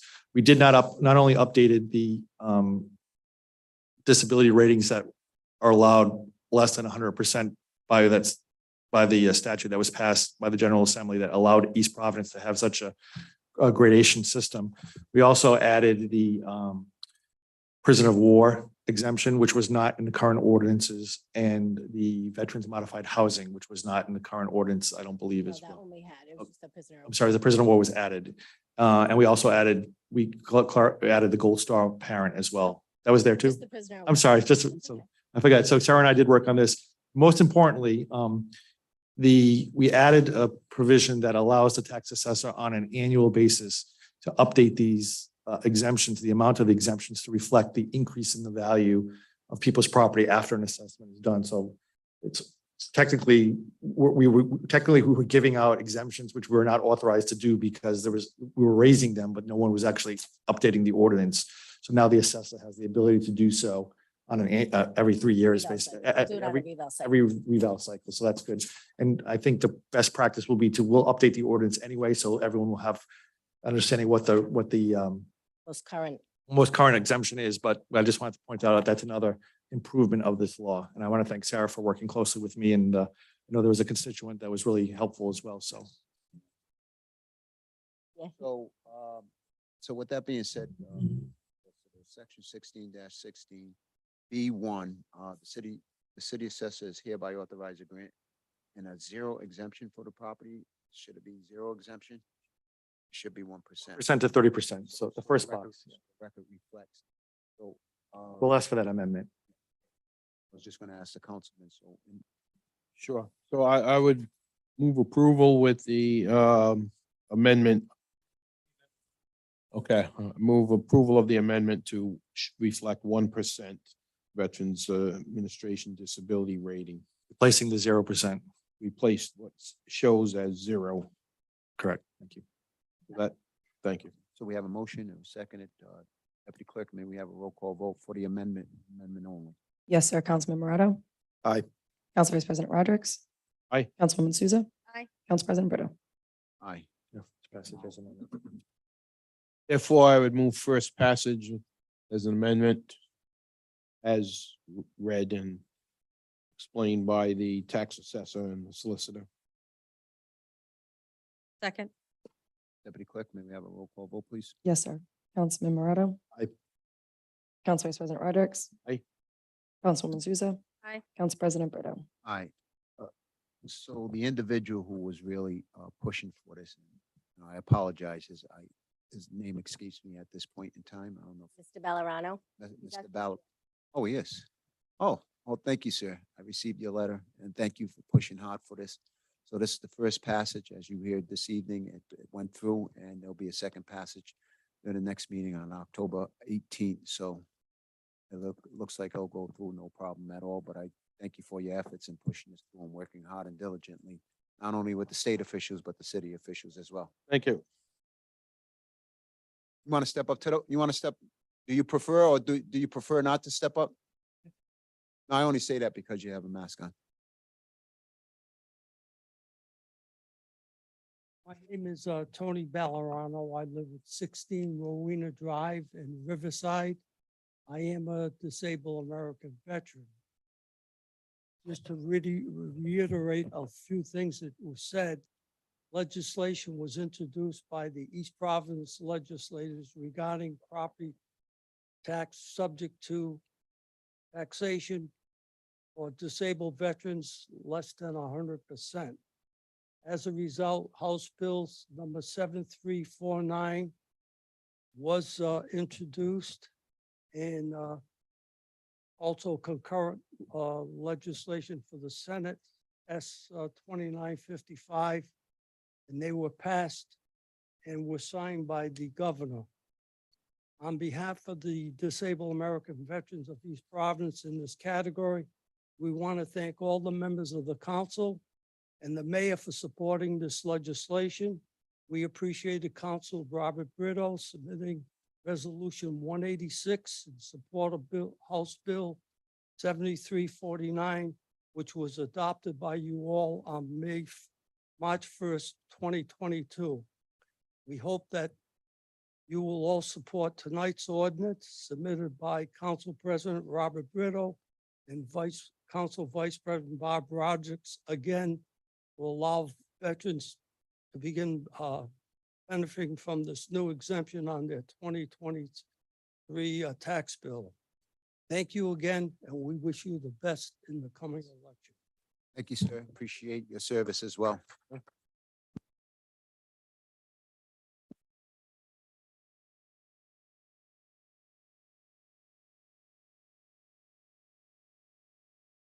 Next item, reports of other city officials. Report of the city solicitor, claims committee report, litigation report. Thank you. The council met as a claims committee, approved all the sewer abatements that are on the agenda in the amount of the following amounts: $290.19 for Shane Pollock, St. Martha's Church, in the amount of $529.70. And Renee Duart in the amount of $267.32. The also on the agenda tonight, and I would ask that the council pass a resolution. This is the P&W tax appeal settlement. Providence Washington Railroad had appealed their taxes beginning, I believe, in 2011 on a piece of property that they no longer own. When I took over as solicitor, there were more than 30 tax appeals that are pending within the city. I'm happy to report that with the settlement of this claim, there will be one piece of property that's left, and we will clear up all our tax assessments disputes as of the end of this year. Of course, with a new evaluation, we may have some more, but this will clear up the backlog, and I would recommend the approval of that settlement as it has been approved by Providence and Washington Railroad. Thank you. Item, resolutions for discussion and possible vote.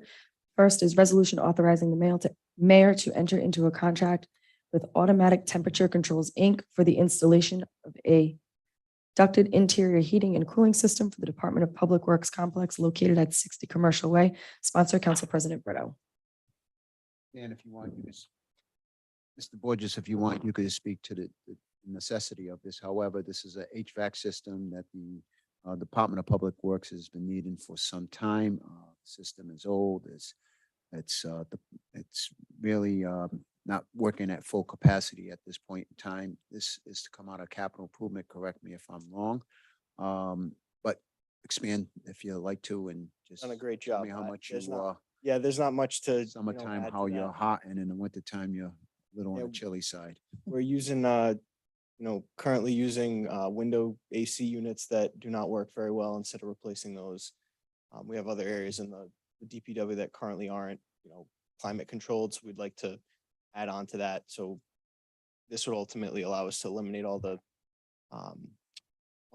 window units and, upgrade the heating and AC. This was also part of the capital improvement. It's just over the 50,000 threshold, so we're looking for approval from the council. Any questions from the council? I move to approve. We have a motion to approve. Second. Anyone like the second? We have a second. Deputy Clerk, maybe have a roll call vote, please. Yes, sir. Councilman Cahoon. Aye. Councilman Morato. Aye. Council Vice President Rodrick. Aye. Councilwoman Souza. Council President Brito. Aye, thank you. Next, resolution authorizing the settlement of tax appeals and other litigation filed by PNW Railroad Company. Move for approval since the solicitor did such a great job explaining it. I don't think we need further discussion. The council decides to elaborate. And he's down to one appeal, it appears, after this settlement. Second. Deputy Clerk, maybe have a roll call vote. Yes, Councilman Cahoon. Aye. Councilman Morato. Aye. Council Vice President Rodrick. Aye. Councilwoman Souza. Council President Brito. Aye. Resolution. Next resolution is the resolution requesting the General Assembly introduce legislation to allow the Board of Licenses of the City of East Providence to grant a Class B liquor license for 136 Taunton Ave. That's the Centrique that you had last week, Councilwoman. Thank you. So the resolution for the council to seek approval, send up to the General Assembly to provide Centrique, which is a business that opened up recently in the city within the last year, the opportunity to have the Class B liquor license. Had favorable approval on other locations that were near either a church or a school from the General Assembly, and I think that they would be no different for this business owner, so that they can thrive and do well, increase their events, or broaden that spectrum for them.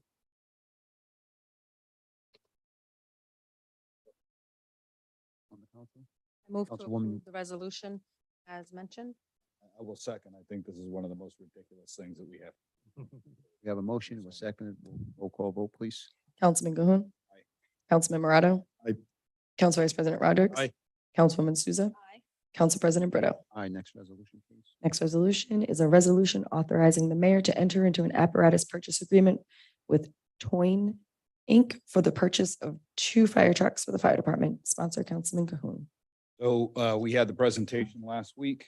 And I think we all got a packet handed out to us on the particulars of the purchase. It will be for 2 fire engine purchases, I believe, to replace engines 4 and 5. The funding allocated or obligated for that purchase will come from ARPA funding. I think the council will recall I had several questions about the appropriateness of that funding being used for a purchase of this type. I don't have any more questions along those lines. I've seen the final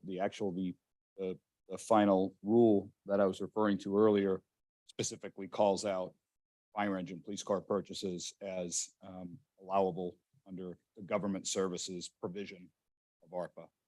So with that said, I think that's all I have to say. I'll leave it to discussion by council. Any discussion from the council? We did have a presentation last week. Any follow-up to that presentation? This will be the time to ask those questions. Nope, I think it's a great use of funds and I approve. I agree with the purchase. I'd also like to point out that I think the fire department did a really good job in getting a deal there on what we know are big ticket items. There was a lot of thought that went into that particular procurement, especially given that it's a limited pool of vendors that can, fill that kind of order. So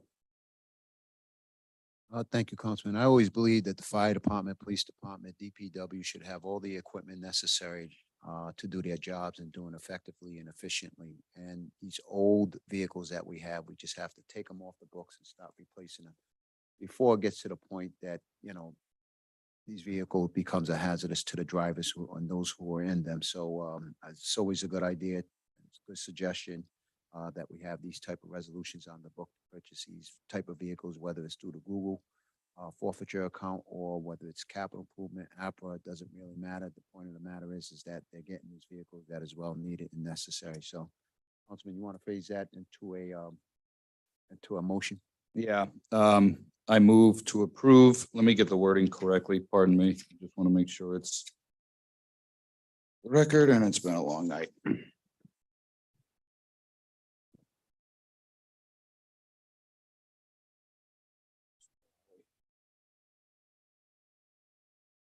Move to approve the resolution authorizing the mayor to enter into an apparatus purchase agreement with Toyn Incorporated for the purchase of 2 fire trucks for the fire department.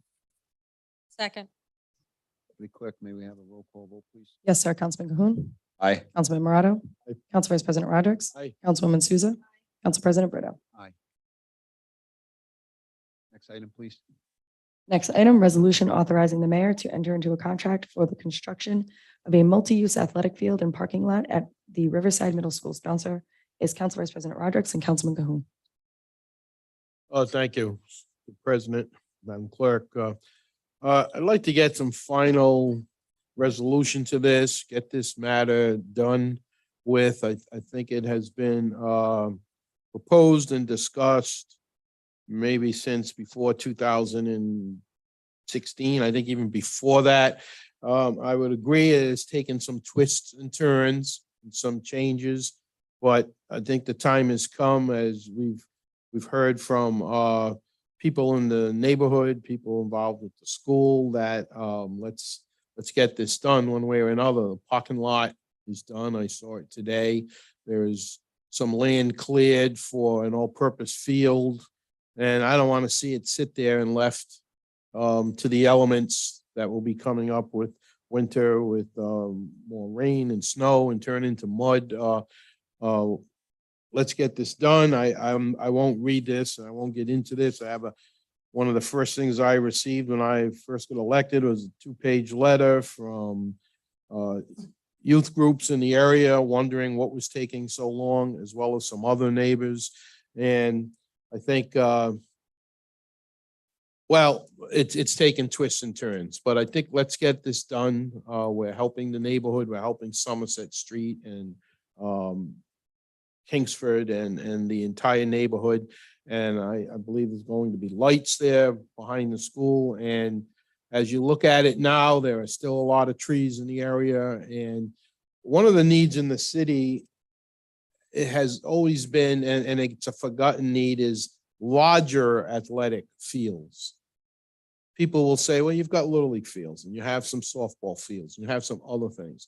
We really don't have the large fields other than our Pierce Stadium. And then sometimes if we can use the high school, Riverside Rec has had one big area that is kind of an all-purpose, and now it's being repurposed.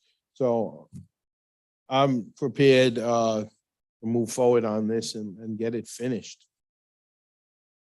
At the discussion of the council? I'd just like to add that the price that we're being asked to approve tonight is the result of a competitive bidding process.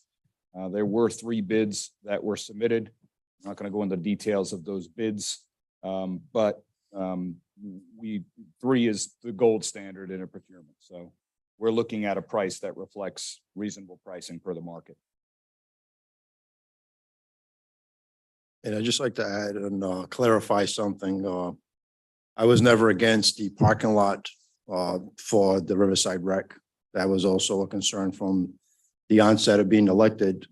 The reason why I had voted no initially, it was because the proposed parking lot size at the time was designed to accommodate what we currently have. And the parking lot design was cut in half, and my concern was that additional fields were added. Through that discussion, I did note that the planning department did add additional parking spots off to the right by the playground to accommodate for that. So there was a positive that came out of that discussion. I just wanted to make that clear. Accept that.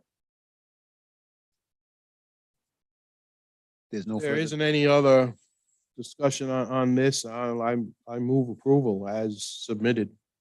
Second. Deputy Clerk, may we have a roll call vote, please? Yes, sir. Councilman Cahoon. Aye. Councilman Morato. Aye. Council Vice President Rodrick. Aye. Councilwoman Souza. Aye. Council President Brito. Item, please. Next, introductions of ordinances for discussion and possible vote. An ordinance of the Council of the City of East Providence ordering the assessment and collection of property tax on the rateable real estate, tangible personal property, and excise tax on registered motor vehicles and trailers.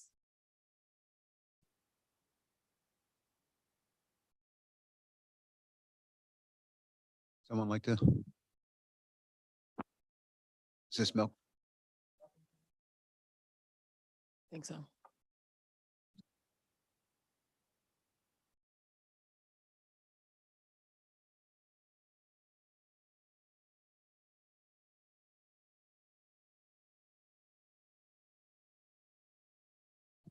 This is really the back of the tax bill.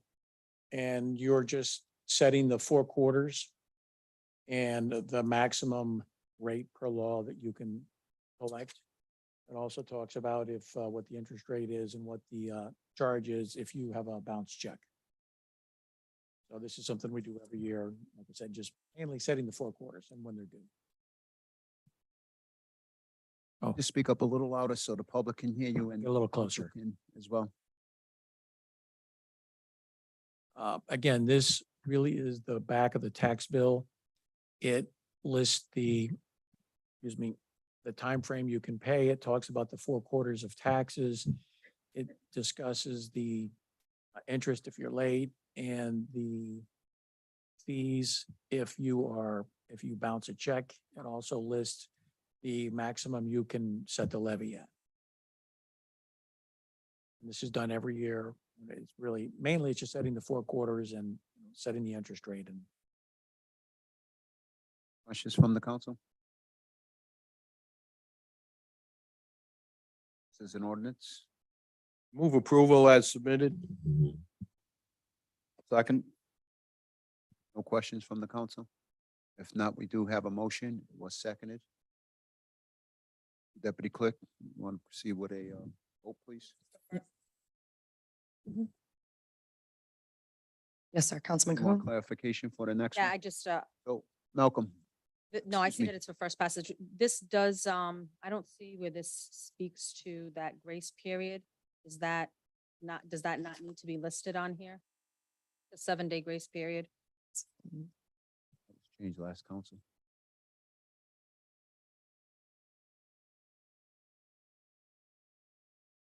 that was an ordinance, I believe. It was, I don't yes. know if I'm it has just to be making sure that done. it doesn't, because this is an ordinance also. So I'm just making sure that they're not conflicting. As far as I know, that the grace period is still in effect. This doesn't, on passage, this second passage, this wouldn't know the 7-day grace period. Okay. Just because this is done yearly, it wouldn't, right? Is that correct? Okay. Right, so we have a motion. It was seconded. Deputy Clerk, may we have a roll call vote, please? Yes, sir. Councilman Cahoon. Aye. Councilman Morato. Aye. Council Vice President Rodrick. Aye. Councilwoman Souza. Aye. Council President Brito. Aye. Next item, please.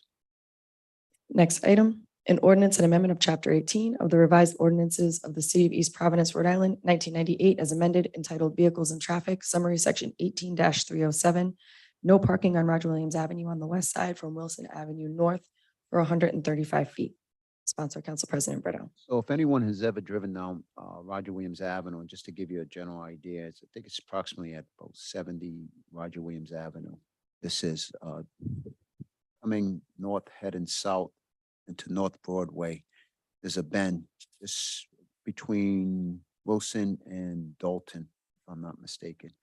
Right at that right at that bend, there's a little area there for, a possible car to park, but it's extremely dangerous as you come around that corner because it's a blind corner, to be quite honest with you. So the director had taken a look at it. I had taken a look at it, and others in the city had driven by and taken a look at it. Comes at the request of the individual who lives at that particular resident over there. And their concern was some vehicles coming around the corner. It's a blind corner. I was being parked and you would open the door and come around, possibly push a car over into the traffic heading in the opposite direction and cause an issue or a problem.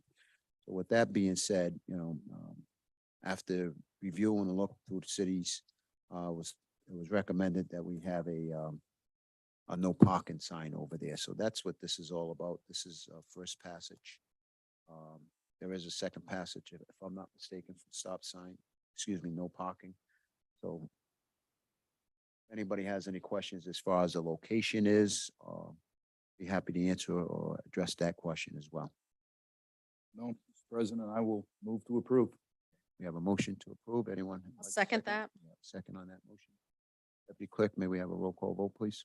Yes, sir. Councilman Cahoon. Councilman Morato. Aye. Council Vice President Rodrick. Aye. Councilwoman Souza. Aye. Council President Brito. Aye, thank you. Next ordinance, please. Which is one we did already for Yep. the exemption. And then next would be adjournment. Adjournment. Mr. President, I'm glad that we kept Councilman Cahoon here late enough, so he missed number 62 tonight. Judge, it happened, Cut off the second game with number 62. Councilwoman's a baseball, Figured because you guys Thing. are fanatics on that. yeah. Baseball. Although the real record is like 70 something. Before we get into We the won't discussion get into about that, that. Councilman, it's not on your computer. You Anyone don't want to have make an small- adjournment? Watch it. Motion to adjourn? Adjourn. I'll make, Mr. Murata made it, I'll second. Okay. Clerk, we have a roll call vote on the adjournment? Councilman Cahoon. Aye. Councilman Morato. Aye. Council Vice President Rodrick. Aye, aye. Councilwoman Souza. Aye. Council President Brito. Aye, thank you. Have a good night.